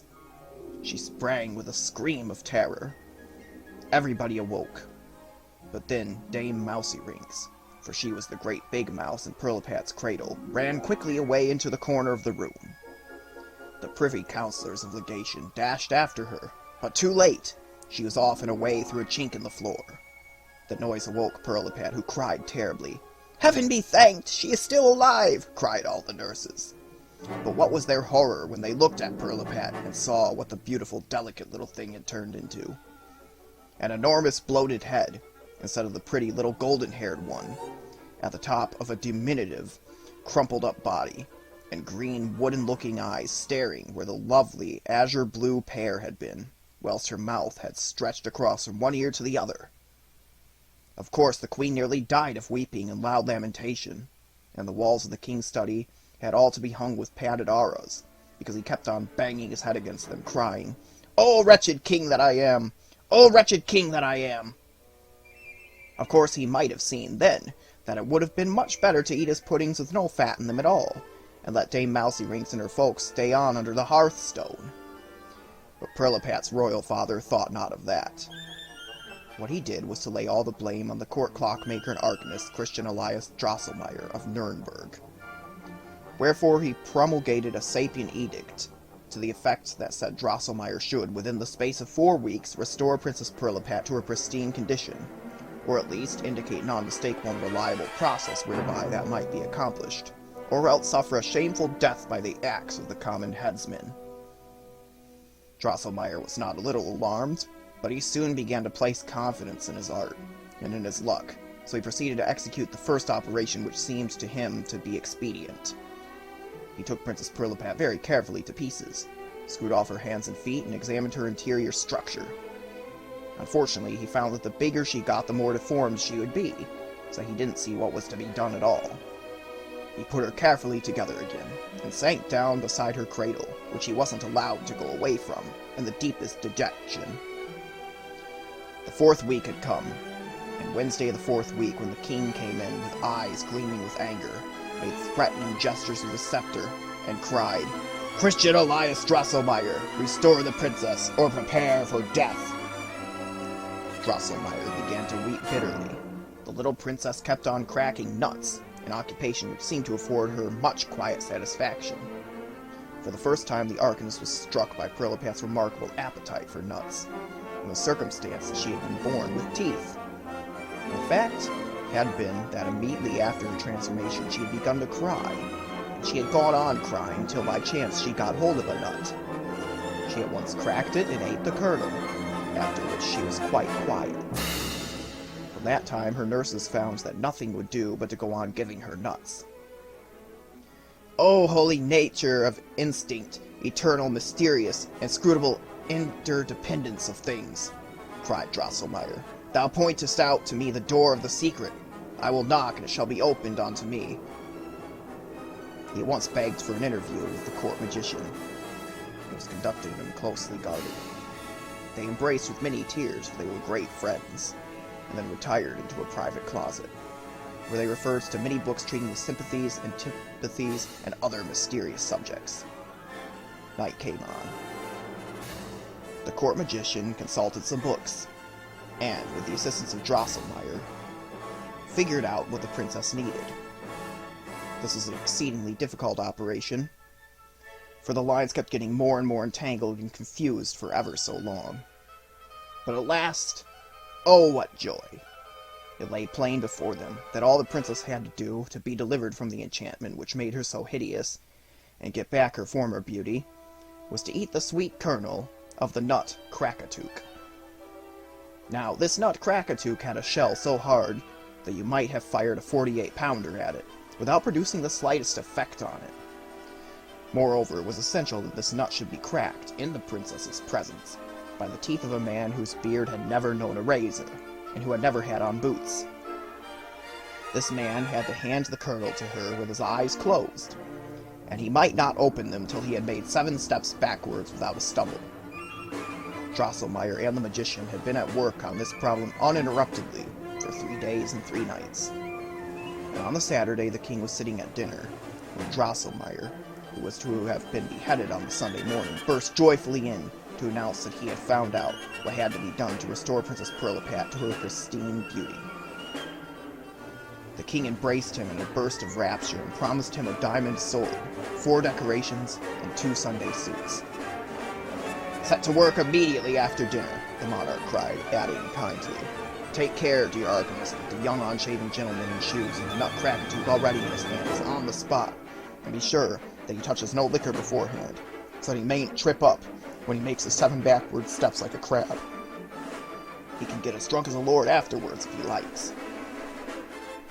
Drosselmeyer was dismayed at this utterance of the king's, and stammered out, not without trembling and hesitation, that, though the remedy was discovered, both the Nutcracker and the young gentleman who was to crack it had still to be searched for, and that it was a matter of doubt whether they would ever be got hold of at all. The king, greatly incensed, whirled his scepter round his crowned head and shouted in the voice of a lion, "Very well, then you must be beheaded." It was exceedingly fortunate for the wretched Drosselmeyer that the king had thoroughly enjoyed his dinner that day, and was consequently in an admirable temper, and disposed to listen to the sensible advice which the queen, who was very sorry for Drosselmeyer, did not spare to give him. Drosselmeyer took heart and represented that he had really fulfilled the conditions, and discovered the necessary measures, and had gained his life consequently. The king said this was all bosh and nonsense, but at length, after 2 or 3 glasses of liquors, decreed that Drosselmeyer and the magician should start off immediately, and not come back without the Nutcracker in their pockets. The man who was to crack it, by the queen's suggestion, might be heard of by means of advertisements in the local and foreign newspapers and gazettes. Godpapa Drosselmeyer interrupted his story at this point, and promised to finish it on the following evening. Chapter 9. The Story of the Hard Nut. Part 3. Next evening, as soon as the lights were brought, Godpapa Drosselmeyer duly arrived, and went on with his story as follows. Drosselmeyer and the court magician had been journeying for 15 long years without finding the slightest trace of the Nutcracker. I might go on for more than 4 weeks telling you where all they had been, and what extraordinary things they had seen. I shall not do so, however, but merely mention that Drosselmeyer, in his profound discouragement, at last began to feel a most powerful longing to see his dear native town of Nuremberg once again. And he was more powerfully moved by this longing than usual one day, when he happened to be smoking a pipe of canister with his friend in the middle of the forest of Asia, and he cried, "O Nuremberg, Nuremberg, dear native town, he who still knows not the place of renown, though far he has travelled, and great cities seen, as London and Paris and Petervardine, knoweth not what is happy to be. Still must his longing heart languish for thee, O Nuremberg, exquisite town, where the houses have windows both upstairs and down." As Drosselmeyer lamented thus dolefully, the magician, seized with compassionate sympathy, began to weep and howl so terribly that he was heard throughout the length and breadth of Asia. But he collected himself again, wiped the tears from his eyes, and said, "After all, dearest colleague, why should we sit and weep and howl here? Why not come to Nuremberg? Does it matter a brass farthing, after all, where and how we search for this horrible Nutcracker?" "That's true, too," answered Drosselmeyer, consoled. They both got up, knocked the ashes out of their pipes, started off, and traveled straight on without stopping, from that forest right in the center of Asia, till they came to Nuremberg. As soon as they got there, Drosselmeyer went straight to his cousin, the toy maker and doll carver, and gilder and varnisher, whom he had not seen for a great many long years. To him he told all the tale of Princess Pirlipat, Dame Mousekoenig, and the Nutcracker, so that he clapped his hands repeatedly, and cried in amazement, "Dear me, cousin, these things are really wonderful. Very wonderful indeed." Drosselmeyer told him further some of the adventures he had met with on this long journey, how he had spent 2 years at the court of the King of Dates, how the Prince of Almonds had expelled him with ignominy from his territory, how he had applied in vain to the Natural History Society at Squirreltown. In short, how he had been everywhere utterly unsuccessful in discovering the faintest trace of the Nutcracker. During this narrative, Christoph Zacharias had kept frequently snapping his fingers, twisting himself round on one foot, smacking with his tongue, etc. Then he cried, "Hi-ho! That really would be the very deuce and all." At last he threw his hat and wig in the air, warmly embraced his cousin, and cried, "Cousin, cousin, you are a made man you are, for either I am much deceived, or I have got the Nutcracker myself." He immediately produced a little cardboard box, out of which he took a gilded nut of medium size. "Look there," he said, showing this nut to his cousin. "The state of matters as regards this nut is this. Several years ago at Christmas time, a stranger man came here with a sack of nuts, which he offered for sale. Just in front of my shop, he got into a quarrel, and put the sack down the better to defend himself from the nut sellers of the place who attacked him. Just then, a heavily loaded wagon drove over the sack, and all the nuts were smashed but one. The stranger man, with an odd smile, offered to sell me this nut for a 20-cruiser piece of the year 1796. This struck me as strange. I found just such a coin in my pocket, so I bought the nut, and I gilt it over, though I didn't know why I took the trouble quite, or should have given so much for it. All question as to its really being the long-sought Nutcracker was dispelled when the court magician carefully scraped away the gilding and found the word Krakatuk graven on the shell in Chinese characters. The joy of the exiles was great, as you may imagine, and the cousin was even happier, for Drosselmeyer assured him that he was a made man too, as he was sure of a good pension, and all the gold leaf he would want for the rest of his life for his gilding, free, gratis, for nothing. The arcanist and the magician had both got on their nightcaps, and were going to turn into bed, when the magician said, "I tell you what it is, dear colleague. One piece of good fortune never comes alone. I feel convinced that we've not only found the nut, but the young gentleman who's to crack it, and hand the beauty-restoring kernel to the princess into the bargain. I mean none other than your cousin's son here, and I don't intend to close your eye this night till I've figured out if that youngster is to be the one." With which he threw away his nightcap and at once set to work to consult his books. The cousin's son was a nice-looking, well-grown young fellow. He had never been shaved, and had never worn boots. True, he had been a jumping jack for a Christmas or two in his earlier days, but there was scarcely any trace of this discoverable about him. His appearance had been so altered by his father's care. He had appeared last Christmas in a beautiful red coat with gold trimmings, a sword by his side, his hat under his arm, and a fine wig with a pigtail. Thus apparelled, he stood in his father's shop, exceeding lovely to behold, and from his native galanterie, he occupied himself in cracking nuts for the young ladies, who called him the handsome Nutcracker. Next morning, the magician fell, with much emotion, into the arcanist's arms, crying, "This is the very man! We have got him! He is found! Only, dearest colleague, two things we must keep carefully in view. In the first place, we must construct a most substantial pigtail for this precious nephew of yours, which shall be connected with his lower jaw in such sort that shall be capable of communicating a very powerful pull to it. And next, when we get back to the residence, we must carefully conceal the fact that we have brought the young gentleman who is to shiver the nut back with us. He must not make his appearance for a considerable time after us, because I figured out that if 2 or 3 others bite the nut unsuccessfully to begin with, the king will promise the man who breaks it, and as a consequence restores the princess her good looks, the princess's hand, and her succession to the crown." The doll-maker cousin was immensely delighted with the idea of her son's marrying Princess Pirlipat, and being a prince and king, so he gave him wholly over to the envoys to do what they liked with him. The pigtail which Drosselmeyer attached to him proved to be a very powerful and efficient instrument, as he exemplified by cracking the hardest of peach stones with the utmost ease. Drosselmeyer and the magician, having at once sent the news to the residents of the discovery of the Nutcracker, the necessary advertisements were at once put in the newspapers, and by the time that our travelers got there, several nice young gentlemen, among whom were the princes even, had arrived, having sufficient confidence in their teeth to try to disenchant the princess. The poor ambassadors were horrified when they saw poor Pirlipat again.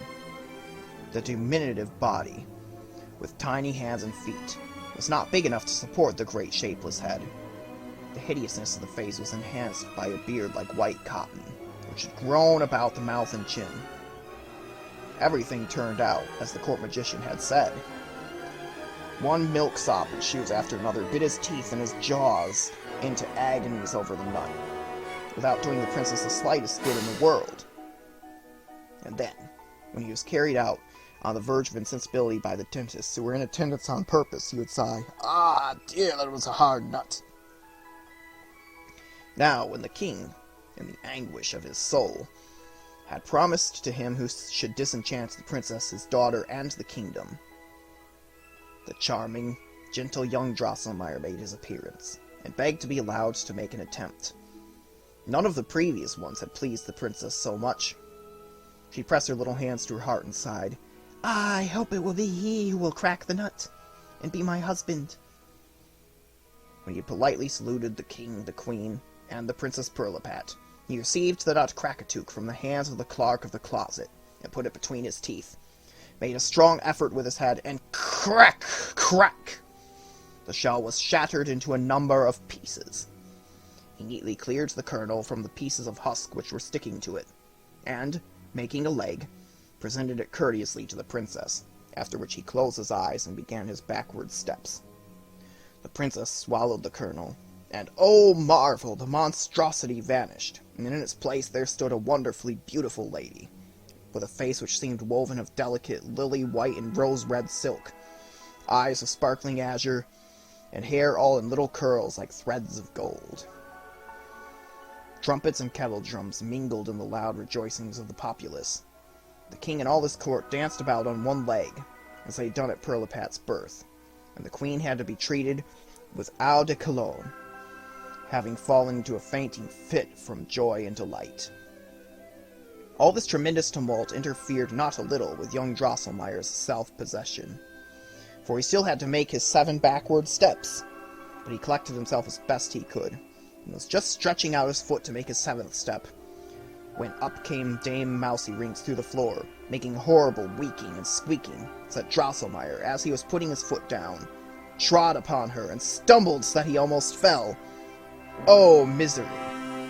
All in an instant, he was transmogrified, just as the princess had been before. His body all shriveled up, and he could scarcely support the great shapeless head, with enormous projecting eyes and the wide gaping mouth. In the place where his pigtail used to be, a scanty wooden cloak hung down, controlling the movements of his nether jaw. The clockmaker and the magician were wild with terror and consternation, but they saw that Dame Mousekoenig was wallowing in her gore on the floor. Her wickedness had not escaped punishment, for young Drosselmeyer had squashed her so in the throat with the sharp point of his shoe that she was mortally hurt. But as Dame Mousekoenig lay in her death agony, she quaked and cheeped in a lamentable style, and cried, "Oh, Crackatook, thou not so hard! Oh, fate, which none may disregard! Hee hee, pee pee! Woe's me, I cry, since I thought that hard nut must die.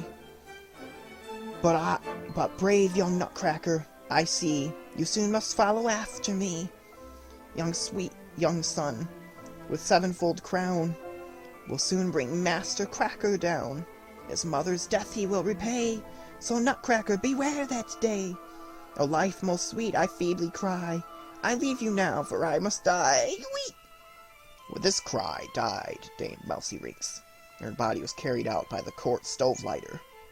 Meantime, nobody had been troubling themselves about young Drosselmeyer, but the princess reminded the king of his promise, and he at once directed that the young hero should be conducted to his presence. But when the poor wretch came forward in his transmogrified condition, the princess put both her hands to her face and cried, "Oh, please take away that horrid Nutcracker!" So that the Lord Chamberlain seized him immediately by his little shoulders and shied him out at the door. The king, furious at the idea of a Nutcracker being brought before him as a son-in-law, laid all the blame upon the clockmaker and the magician, and ordered them both to be banished forever. The magician could not have predicted anything about this, but that didn't hinder him from making some fresh observations. He predicted that young Drosselmeyer would conduct himself so admirably in his new condition, that he would yet be a prince and a king, in spite of his transmogrification.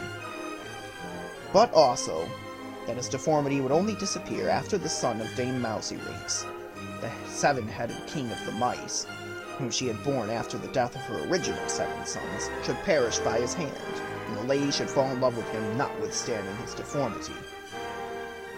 That is the story of the hard nut, my children. And now you know why people so often use the expression, "that was a hard nut," and why nutcrackers are so ugly. Thus did Godpapa Drosselmeyer finish his tale. Marie thought that the Princess Pirlipat was a nasty, ungrateful thing.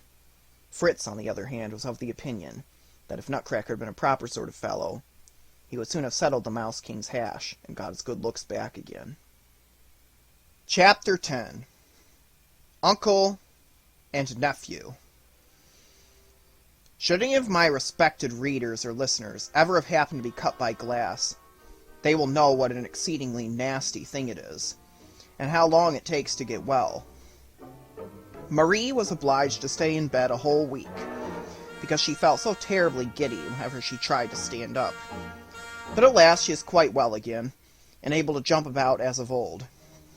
Things in the glass cupboard looked very fine indeed, everything new and shiny, trees and flowers and houses, toys of every kind.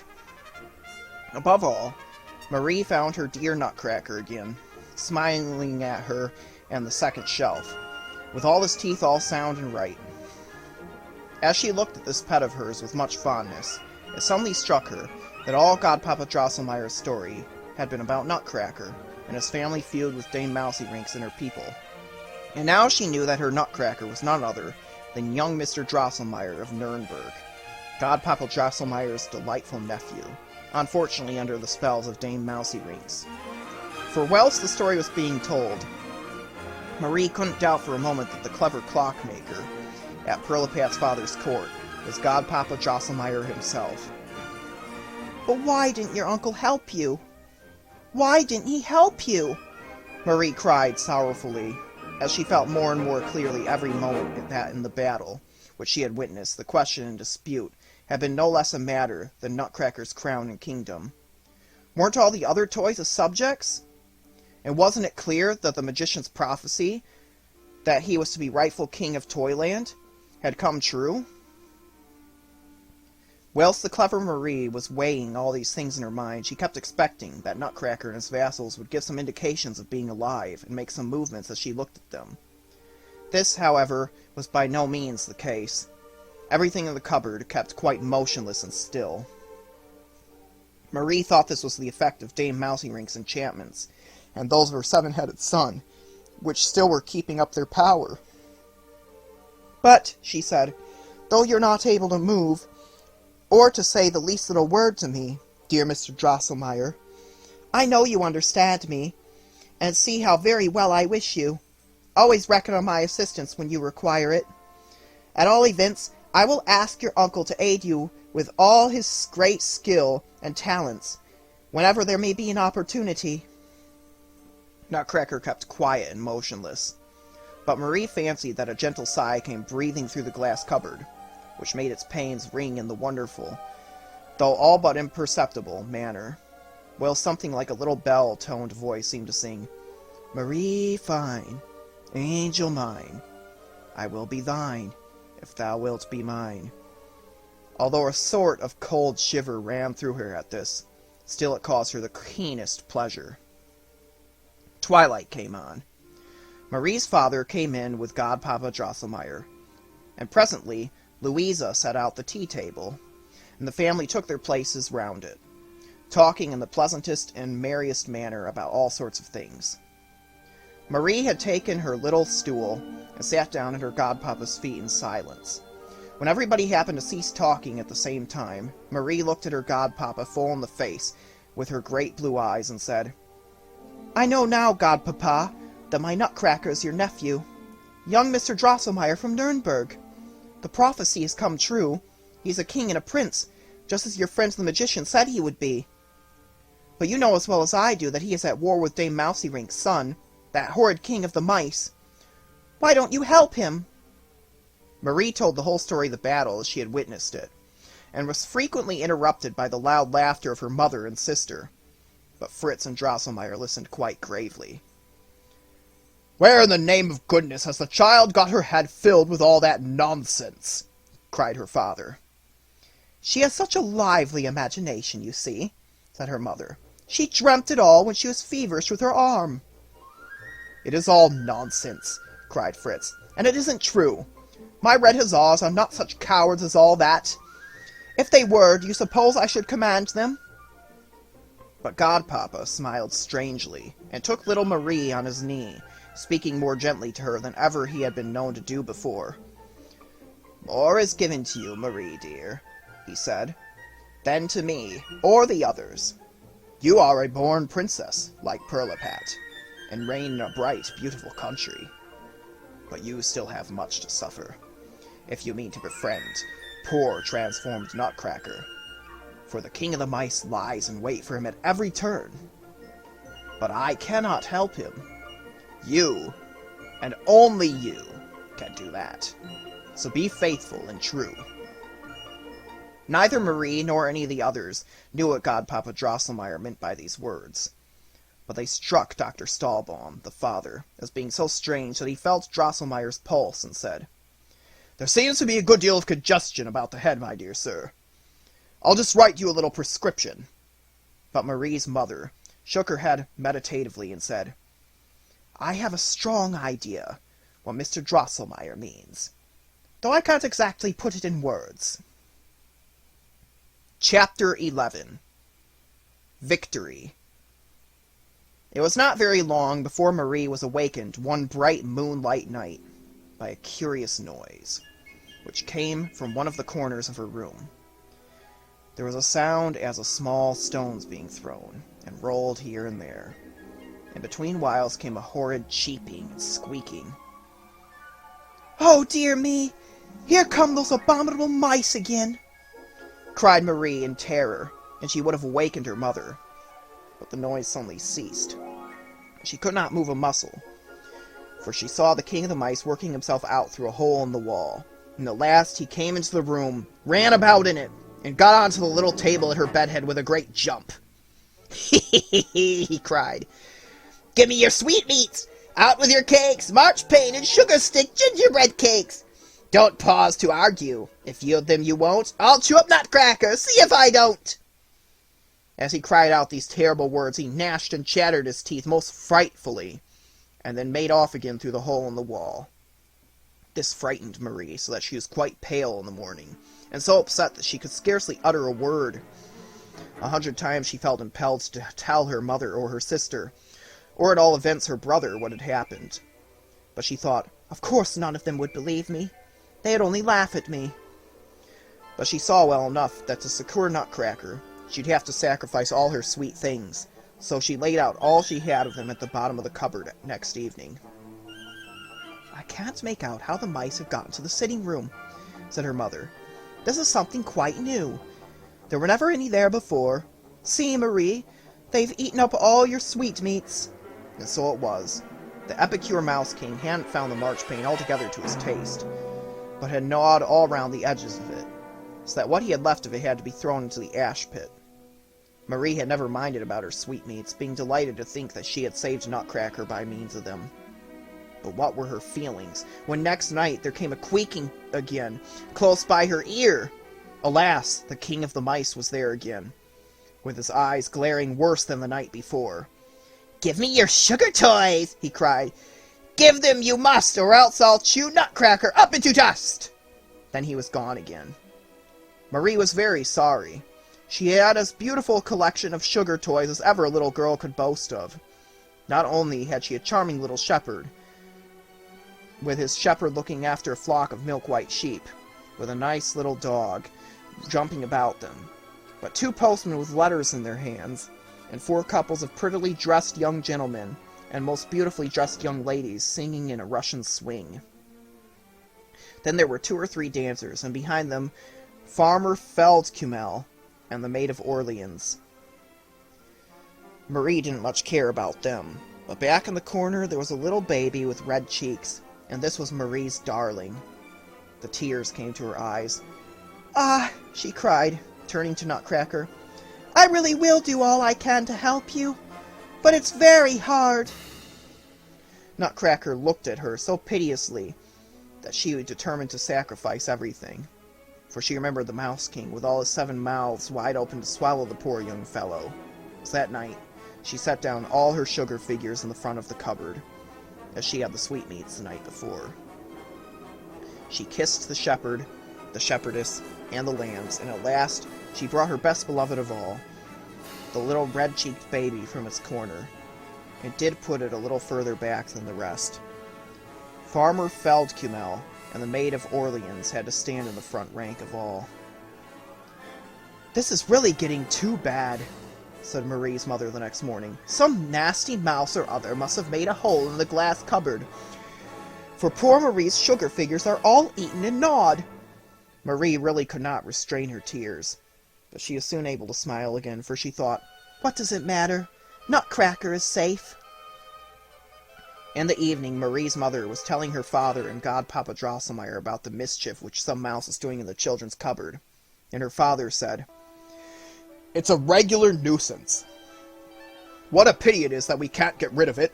It's destroying all the poor child's things." Fritz intervened and remarked, "The baker downstairs is a fine great counselor of legation. I'll go and get hold of him, and he'll soon put a stop to it, and bite the mouse's head off, even if it's Dame Mousekoenig herself, or her son, the king of mice." "Oh yes," said his mother, laughing, "and jump on top of the tables and chairs, knock down the cups and glasses, and do ever so much mischief besides." "No, no," answered Fritz. "The baker's counselor of legation's a very clever fellow. I wish I could walk about on the edge of the roof as he does." "Don't let us have a nasty cat in the house in the night time," said Louisa, who hated cats. "Fritz is quite right, though," said the mother, "unless we set a trap. Haven't we got such a thing in the house?" "Godpapa Drosselmeyer's the man to get us one," said Fritz. "It was he who invented them, you know." Everybody laughed, and when the mother said that they did not possess such a thing, Drosselmeyer said he had plenty, and he actually sent a very fine one round that day.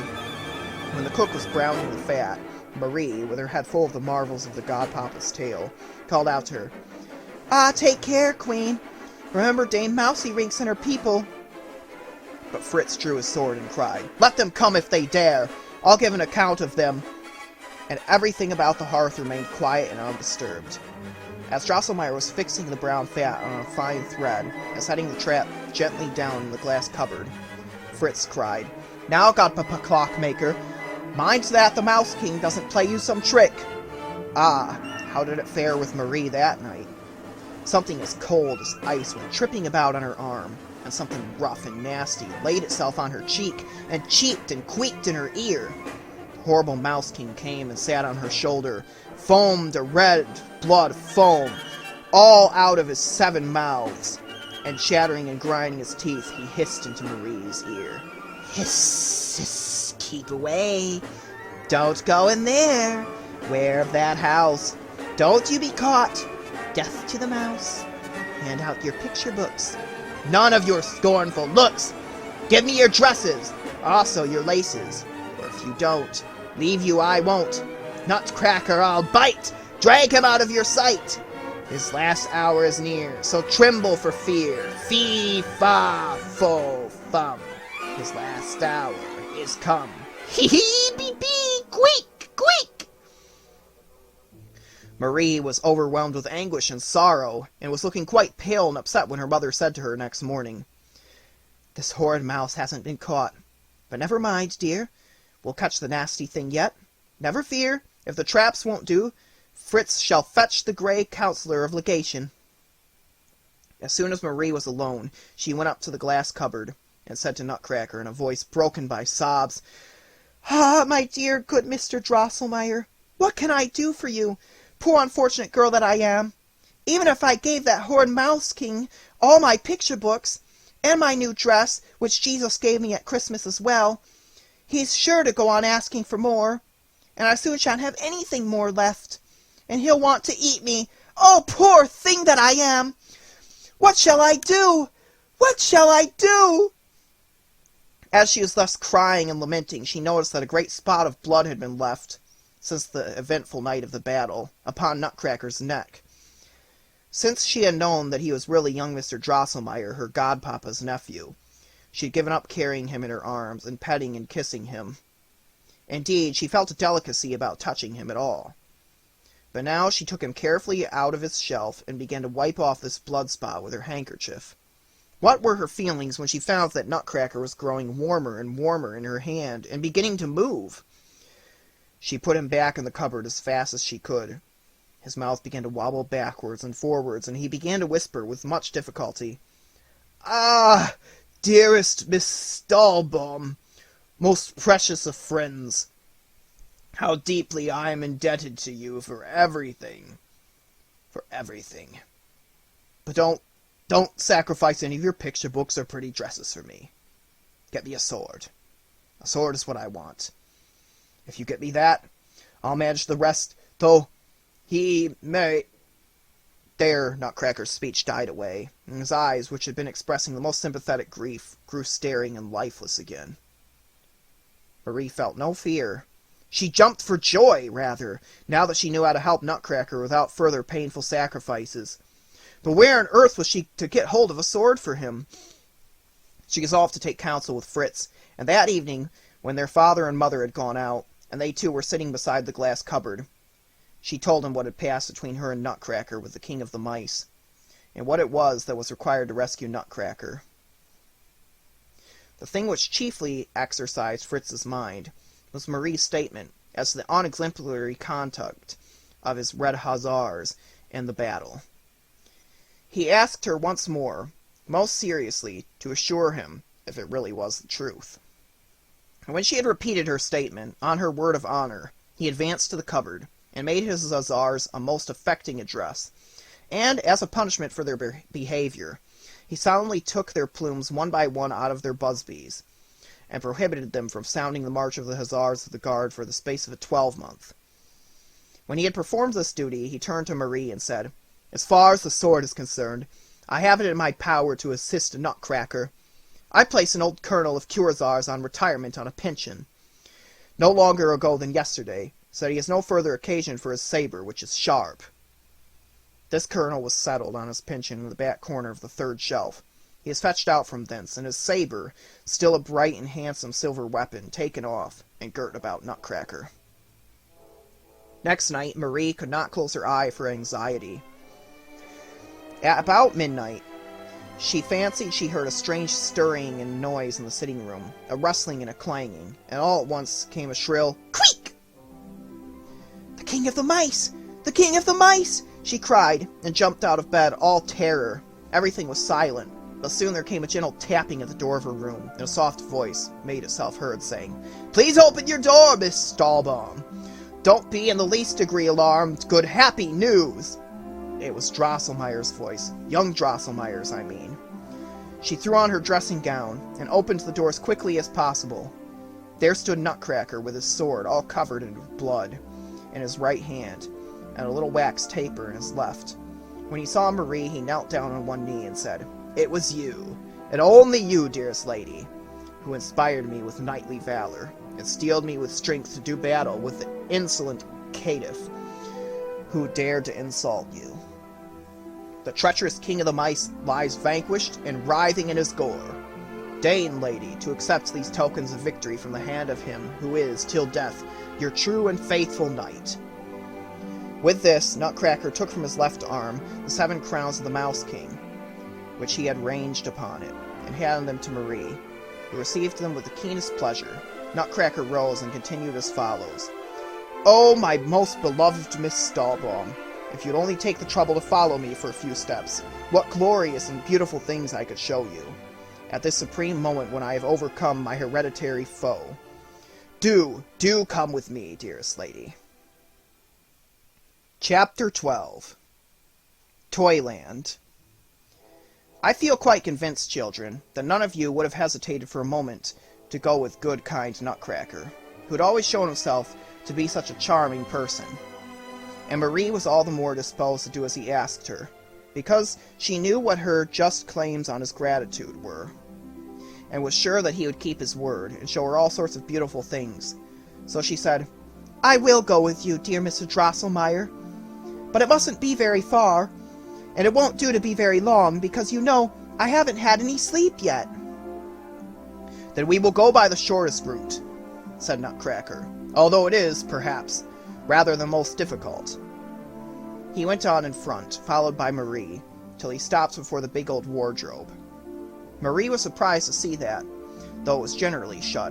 The doors of it were now wide open, so that she could see her father's traveling cloak of fox fur hanging in the front. Nutcracker clambered deftly up this cloak, by the edgings and trimmings of it, so as to get hold of the big tassel which was fastened at the back of it by a thick cord. He gave this tassel a tug, and a pretty little ladder of cedar wood let itself quickly down through one of the armholes of the cloak. "Now, Miss Stahlbaum, step up that ladder, if you'll be so kind," said Nutcracker. Marie did so, but as soon as she had got up through the armhole, and begun to look out at the neck, all at once a dazzling light came streaming onto her, and she found herself standing on a lovely, sweet-scented meadow, from which millions of sparks were streaming upward like the glitter of beautiful gems. "This is Candy Mead, where we are now," said Nutcracker. "But we'll go in at that gate there." Marie looked up, and saw a beautiful gateway on the meadow, only a few steps off. It seemed to be made of white, brown, raisin-colored marble.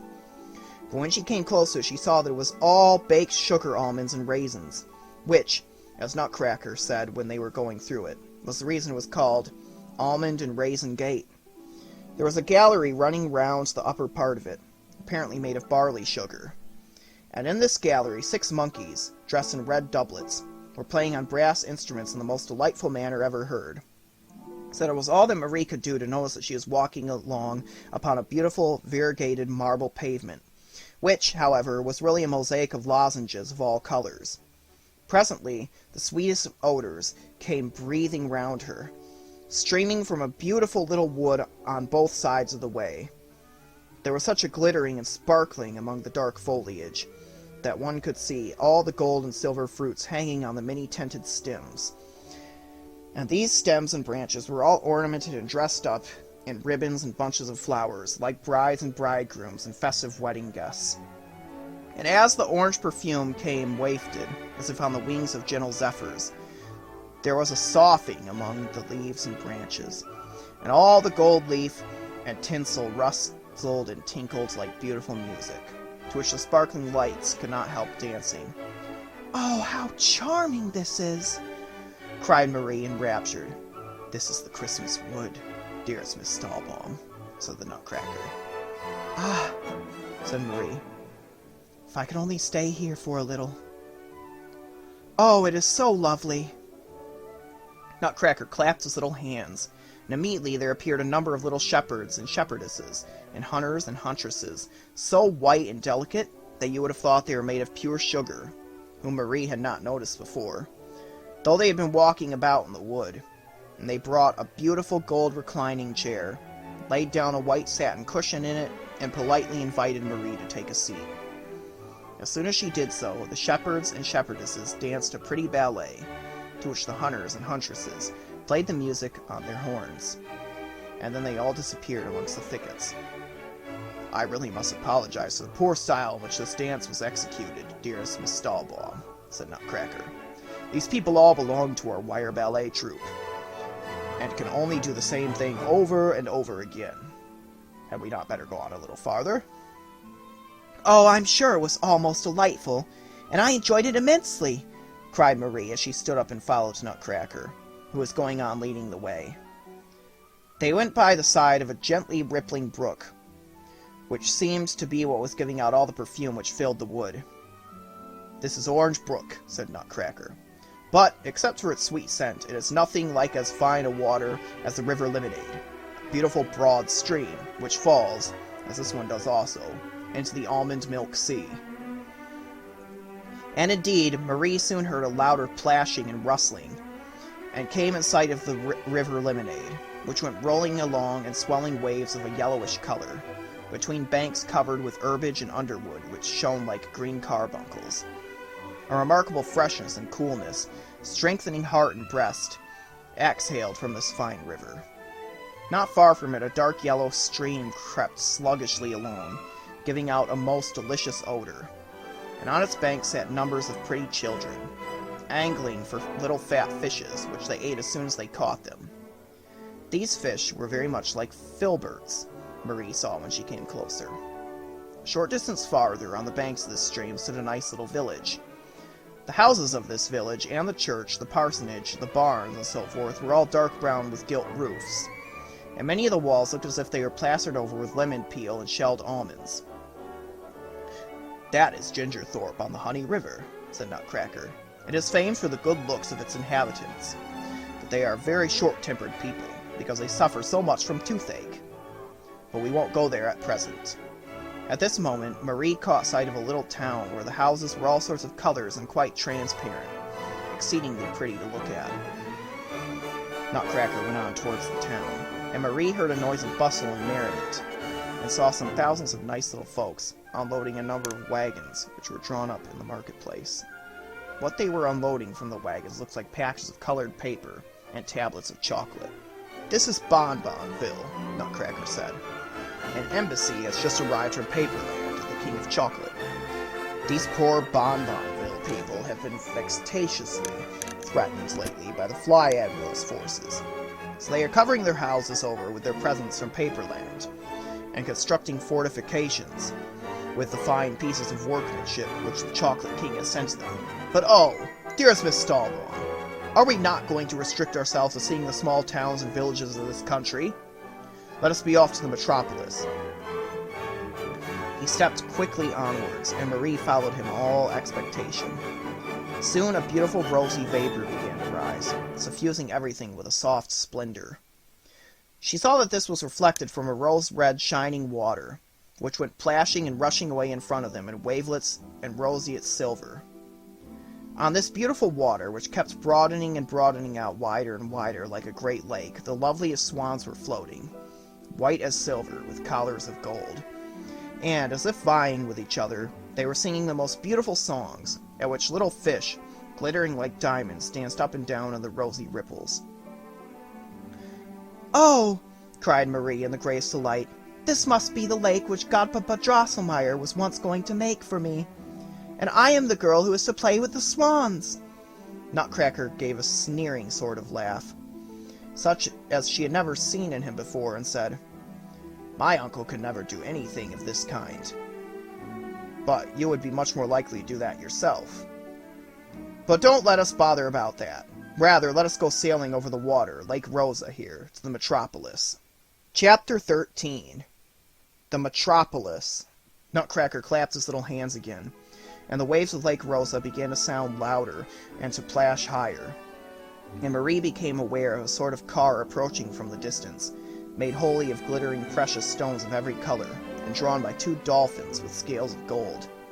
12 of the dearest little boys, with headdresses and doublets made of hummingbirds' feathers woven together, jumped to land, and carried first Marie and then Nutcracker, gently gliding above the water into the car, which immediately began to move along over the lake of its own accord. Ah, how beautiful it was when Marie went onward thus over the waters in the shell-shaped car, with the rose perfume breathing around her and the rosy waves plashing.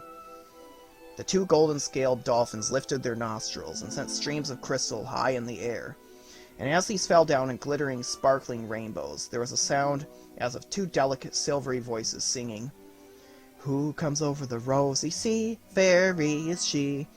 Bim, bim, fishes. Sim, sim, swans. Sfa, sfa, golden birds. Tra, tra, rosy waves. Wake you and sing. Sparkle and ring. Sprinkle and cling. This is the fairy we languish to see, coming at last to us over the sea. Rosy waves dash, bright dolphins play, merrily, merrily on." But the 12 little boys at the back of the car seemed to take some umbrage at the song of the water jets, for they shook the sunshades they were holding so that the palm leaves they were made of clattered and rattled together. And as they shook them, they stamped an odd sort of rhythm with their feet and sang, "Clap and clip and clap, and up and down." "They are merry, amusing fellows," said the Nutcracker, a little put out. "But they'll set the whole lake into a state of regular mutiny on my hands." And in fact there did begin a confused and confusing noise of strange voices, which seemed to be floating both in the water and in the air. However, Marie paid no attention to it, but went on looking into the perfumed rosy waves, from each of which a pretty girl's face smiled back at her. "Oh, look at Princess Perlipat!" she cried, clapping her hands with gladness, "smiling at me so charmingly down there. Do look at her, Mr. Drosselmeyer." But Nutcracker cried, almost sorrowfully, and said, "That is not Princess Perlipat, dearest Miss Stahlbaum. It is only yourself, always your own lovely face smiling up from the rosy waves." At this, Marie drew her head quickly back, closed her eyes as tightly as she could, and was terribly ashamed. But just then, the 12 boys lifted her out of the car and set her on shore. She found herself in a small thicket or grove, almost more beautiful even than Christmas wood. Everything glittered and sparkled so in it, and the fruit on the trees was extraordinarily wonderful and beautiful, and not only of very curious colors, but with the most delicious perfume. "Ah," said Nutcracker, "here we are in Comfit Grove, and yonder lies the metropolis. How shall I set about describing all the wonderful and beautiful sights which Marie now saw, or give any idea of the splendor and magnificence of the city which lay stretched out before her on a flowery plain? Not only did the walls and towers of it shine in the brightest and most gorgeous colors, but the shapes and appearance of the buildings were like nothing to be seen on earth. Instead of roofs, the houses had on beautiful twinning crowns, and the towers were garlanded with beautiful leafwork, sculptured and carved into exquisite, intricate designs. As they passed into the gateway, which looked as if it were made entirely of macaroons and sugared fruits, silver soldiers presented arms, and a little man in a brocade dressing gown threw himself upon Nutcracker's neck, crying, "Welcome, dearest prince! Welcome to Sweetmeatburg!" Marie wondered not a little to see such a very grand personage recognize Mr. Drosselmeyer as a prince. But she heard such a number of small delicate voices making such a loud clamoring and talking, and such a laughing and chattering going on, and such a singing and playing, that she couldn't give her attention to anything else, but asked Drosselmeyer what was the meaning of it all. "Oh, it is nothing out of the common, dearest Miss Stahlbaum," he answered. "Sweetmeatburg is a large, populous city full of mirth and entertainment. It is the only usual thing that is going on here every day. Please to come on a little farther." After a few paces more, they were in the great marketplace, which presented the most magnificent appearance. All the houses which were round it were of filigreed sugar-work, with galleries towering above galleries, and in the center stood a lofty cake covered with sugar, by way of obelisk, with fountains round it, spouting orgeade, lemonade, and other delicious beverages in the air. The runnels at the sides of the footways were full of creams, which you might have labeled up with a spoon if you had chosen. But prettier than all this were the delightful little people who were crowding about everywhere by the thousand, shouting, laughing, playing, and singing, in short, producing all that jubilant uproar which Marie had heard from the distance. There were beautifully dressed ladies and gentlemen, Greeks and Armenians, Tyrolese and Jews, officers and soldiers, clergymen, shepherds, jack-puddings, in short, people of every conceivable kind to be found in the world. The tumult grew greater towards one of the corners. The people streamed asunder, for the great mogul happened to be passing along there in his palanquin, attended by 93 grandees of the realm, and 700 servants. But it chanced that the Fishermen's Guild, about 500 strong, were keeping a festival at the opposite corner of the place. It was rather an unfortunate coincidence that the Grand Turk took it in his head, just at this grand particular moment, to go out for a ride, and cross the square with 3,000 janissaries. And as if this were not enough, the grand procession of the interrupted sacrifice came along at the same time, marching up towards the obelisk with a full orchestra playing, and the chorus singing, "Hail! All hail to the glorious sun!" So there was a thronging and a shoving, a driving and a squeaking, and soon lamentations arose, and cries of pain, for one of the fishermen had knocked a Brahmin's head off in the throng, and the great mogul had been very nearly run down by a jack-pudding. The din grew wilder and wilder. People were beginning to shove one another, and even to come to fisticuffs, when the men in the brocade dressing gown who'd welcomed Nutcracker as prince at the gate clambered up to the top of the obelisk, and, after a very clear tinkling bell had rung thrice, shouted very loudly, several times, "Pastry cook! Pastry cook! Pastry cook!" Instantly the tumult subsided.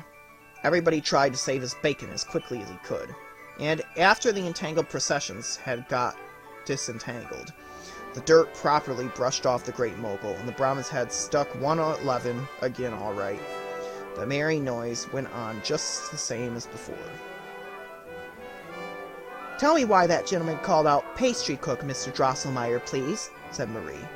"Ah, dearest Miss Stahlbaum," said Nutcracker. "In this place, pastry cook means a certain unknown and very terrible power, which, it is believed, can do with people just as it chooses. It represents fate or destiny, which rules these happy little people, and they stand in awe and terror of it, that the mere mention of its name quells the wildest tumult in a moment, as the burgomaster has just shown. Nobody thinks further of earthly matters, cuffs in the ribs, broken heads, or the like. Everyone retires within himself, and says, 'What is man, and what is its ultimate destiny?'" Marie could not forbear a cry of admiration, and utmost astonishment, as she now found herself all of a sudden before a castle, shining in rosy radiance, with 100 beautiful towers. Here and there at intervals upon its walls were rich bouquets of violets, narcissus, tulips, carnations, whose dark glowing colors heightened the dazzling whiteness, inclining to rose color of the walls. The great dome of the central building, as well as the pyramidal roofs of the towers, were all set over with thousands of sparkling gold and silver stars. "Aha!" said Nutcracker. "Here we are at Marchpane Castle at last." Marie was sunk and absorbed in contemplation of this magic palace, but the fact did not escape her that the roof was wanting to one of the principal towers, and that little men, of them on a scaffold made of sticks of cinnamon, were busy putting it on again.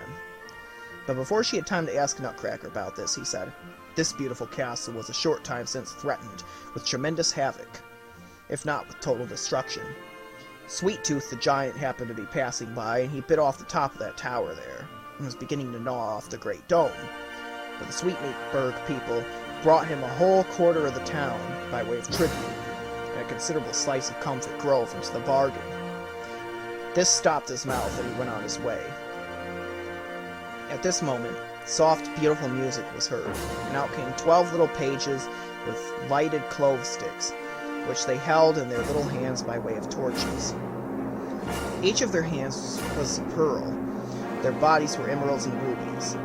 Their feet were beautifully worked pure gold.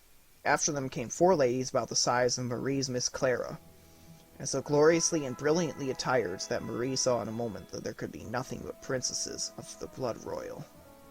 They embraced Nutcracker most tenderly, and shed tears of gladness, saying, "Oh, dearest prince, beloved brother!"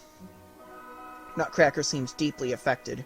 He wiped away his tears, which flowed thick and fast, and then he took Marie by the hand and said with much pathos and solemnity, "This is Miss Marie Stahlbaum, the daughter of the most worthy medical man, and the preserver of my life.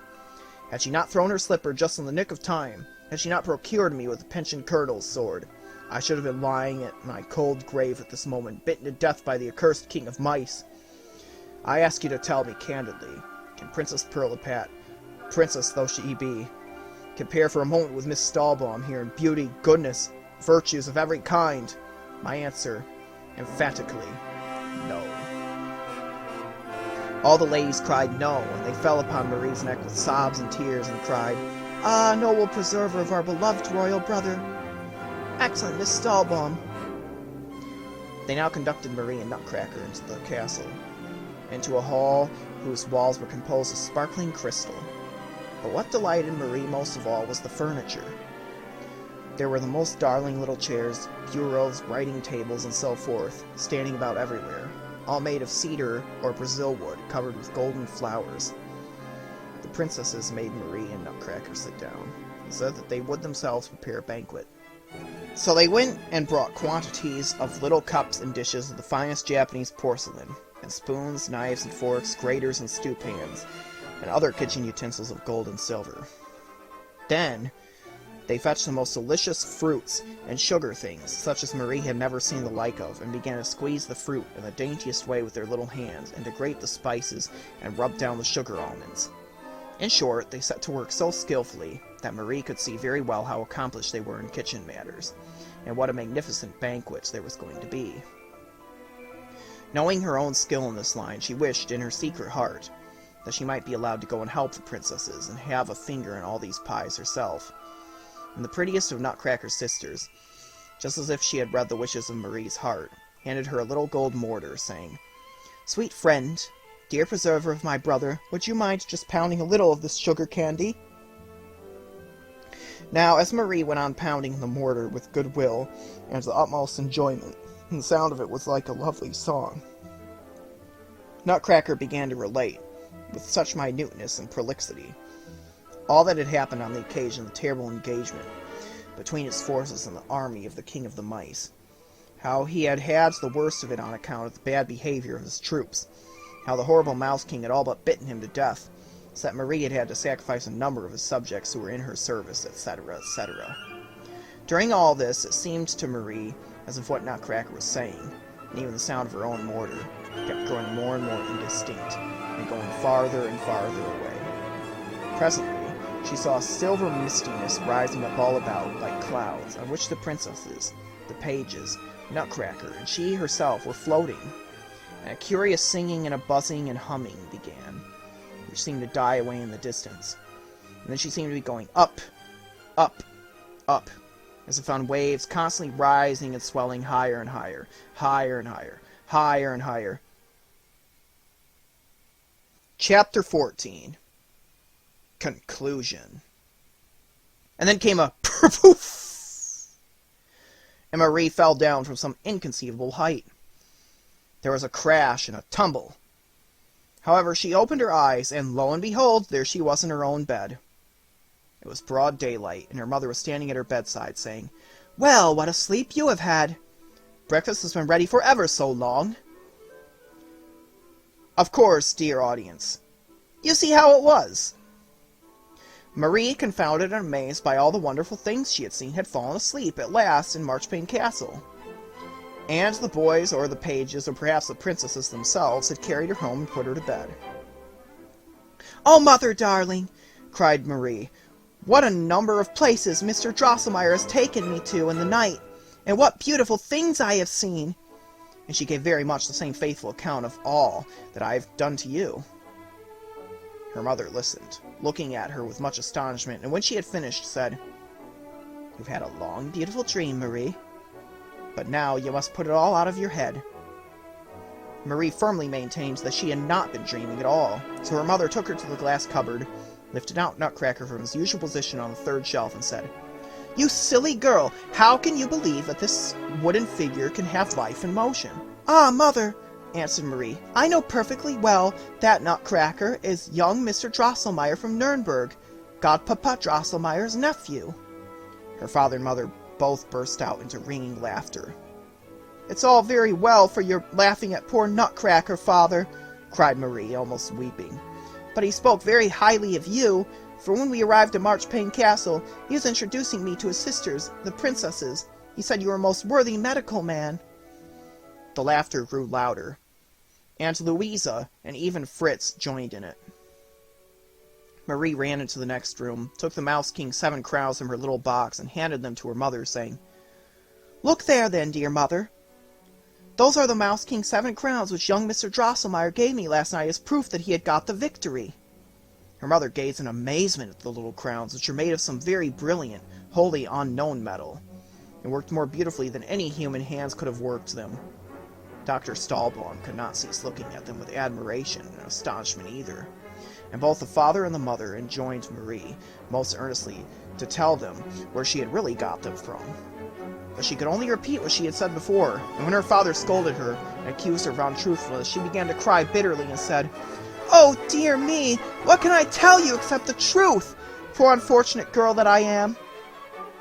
At this moment, the door opened, and Godpapa Drosselmeyer came in, crying, "Hello? Hello? What's all this?" My little Marie crying, "What's all this? What's all this?" Dr. Stahlbaum told him about it, and showed him the crowns. As soon as he had looked at them, however, he cried out, "Stuff and nonsense! Stuff and nonsense! These are the crowns I used to wear in my watch chain. I gave them as a present to Marie on her 2nd birthday. Do you mean to tell me you don't remember?" None of them did remember anything of the kind, but Marie, seeing that her father and mother's faces were clear of clouds again, ran up to her godpapa, crying, "You know all about the affair, Godpapa Drosselmeyer. Tell it to them, then. Let them know from your own lips that my Nutcracker's your nephew, young Mr. Drosselmeyer from Nuremberg, and that it was he who gave me the crowns." But Drosselmeyer made a very angry face and muttered, "Stupid stuff and nonsense!" Upon which Marie's father took her in front of him, and said with much earnestness, "Now just look here, Marie. Let there be an end to all this foolish trash and absurd nonsense for once and for all. I'm not going to allow any more of it. If I ever hear you say again that idiotic, misshapen Nutcracker is your godpapa's nephew, I shall shy not only Nutcracker, but all your other playthings, Miss Clara not excepted, out of the window." Of course, poor Marie dared not utter another word concerning that which her whole mind was full of, for you may well suppose that it was impossible for anyone who had seen all that she had seen to forget it. And I regret to say that even Fritz himself at once turned his back on his sister whenever she wanted to talk to him about the wondrous realm in which she had been so happy. Indeed, he is said to have frequently murmured, "Stupid goose," between his teeth, though I can scarcely think this compatible with his proved kindness of heart. This much, however, is matter of certainty, that, as he no longer believed what his sister said, he now, in a public parade, formally recanted what he had said to his red hussars, and in the place of the plumes he had deprived them of, gave them much taller and finer ones of goose quills, and allowed them to sound the march of the hussars of the guard as before. Marie did not dare to say anything more of her adventures, but the memories of that fairy realm haunted her with a sweet intoxication, and the music of that delightful, happy country still rang sweetly in her ears. Whenever she allowed her thoughts to dwell on all those glories, she saw them again. And so it came about that, instead of playing as she used to, she sat quiet and meditative, absorbed within herself. Everybody found fault with her for being this sort of little dreamer. It chanced one day that Godpapa Drosselmeyer was repairing one of the clocks in the house, and Marie was sitting beside the glass cupboard, sunk in her dreams, and gazing at Nutcracker. All at once she said, as if involuntarily, "Ah, dear Mr. Drosselmeyer, if you really were alive, I shouldn't be like Princess Pirlipat, and despise you because you had to give up being a nice, handsome gentleman for my sake." "Stupid stuff and nonsense!" cried Godpapa Drosselmeyer. But as he spoke, there came such a tremendous bang and shock that Marie fell from her chair insensible.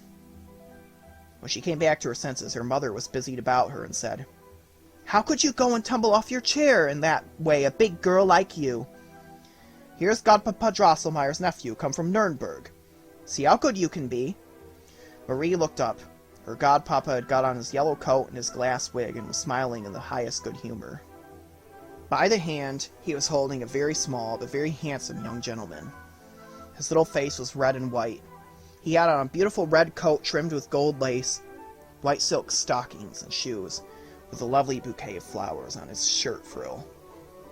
He was beautifully frizzed and powdered, and had a magnificent queue hanging down his back. The little sword at his side seemed to be made entirely of jewels. It sparkled and shone so, and the little hat under his arm was woven of flocks of silk. He gave proof of the fineness of his manners, and that he had brought for Marie a quantity of the most beautiful toys, above all, the very same figures as those which the Mouse King had eaten up, as well as a beautiful saber for Fritz. He cracked nuts at table for the whole party. The very hardest did not withstand him. He placed them in his mouth with his left hand, tugged at his pigtail with his right, and crack! They fell to pieces. Marie grew red as a rose at the sight of this charming young gentleman, and she grew redder still when, after dinner, young Drosselmeyer asked her to go with him to the glass cupboard in the sitting room. "Play nicely together, children," said Godpapa Drosselmeyer.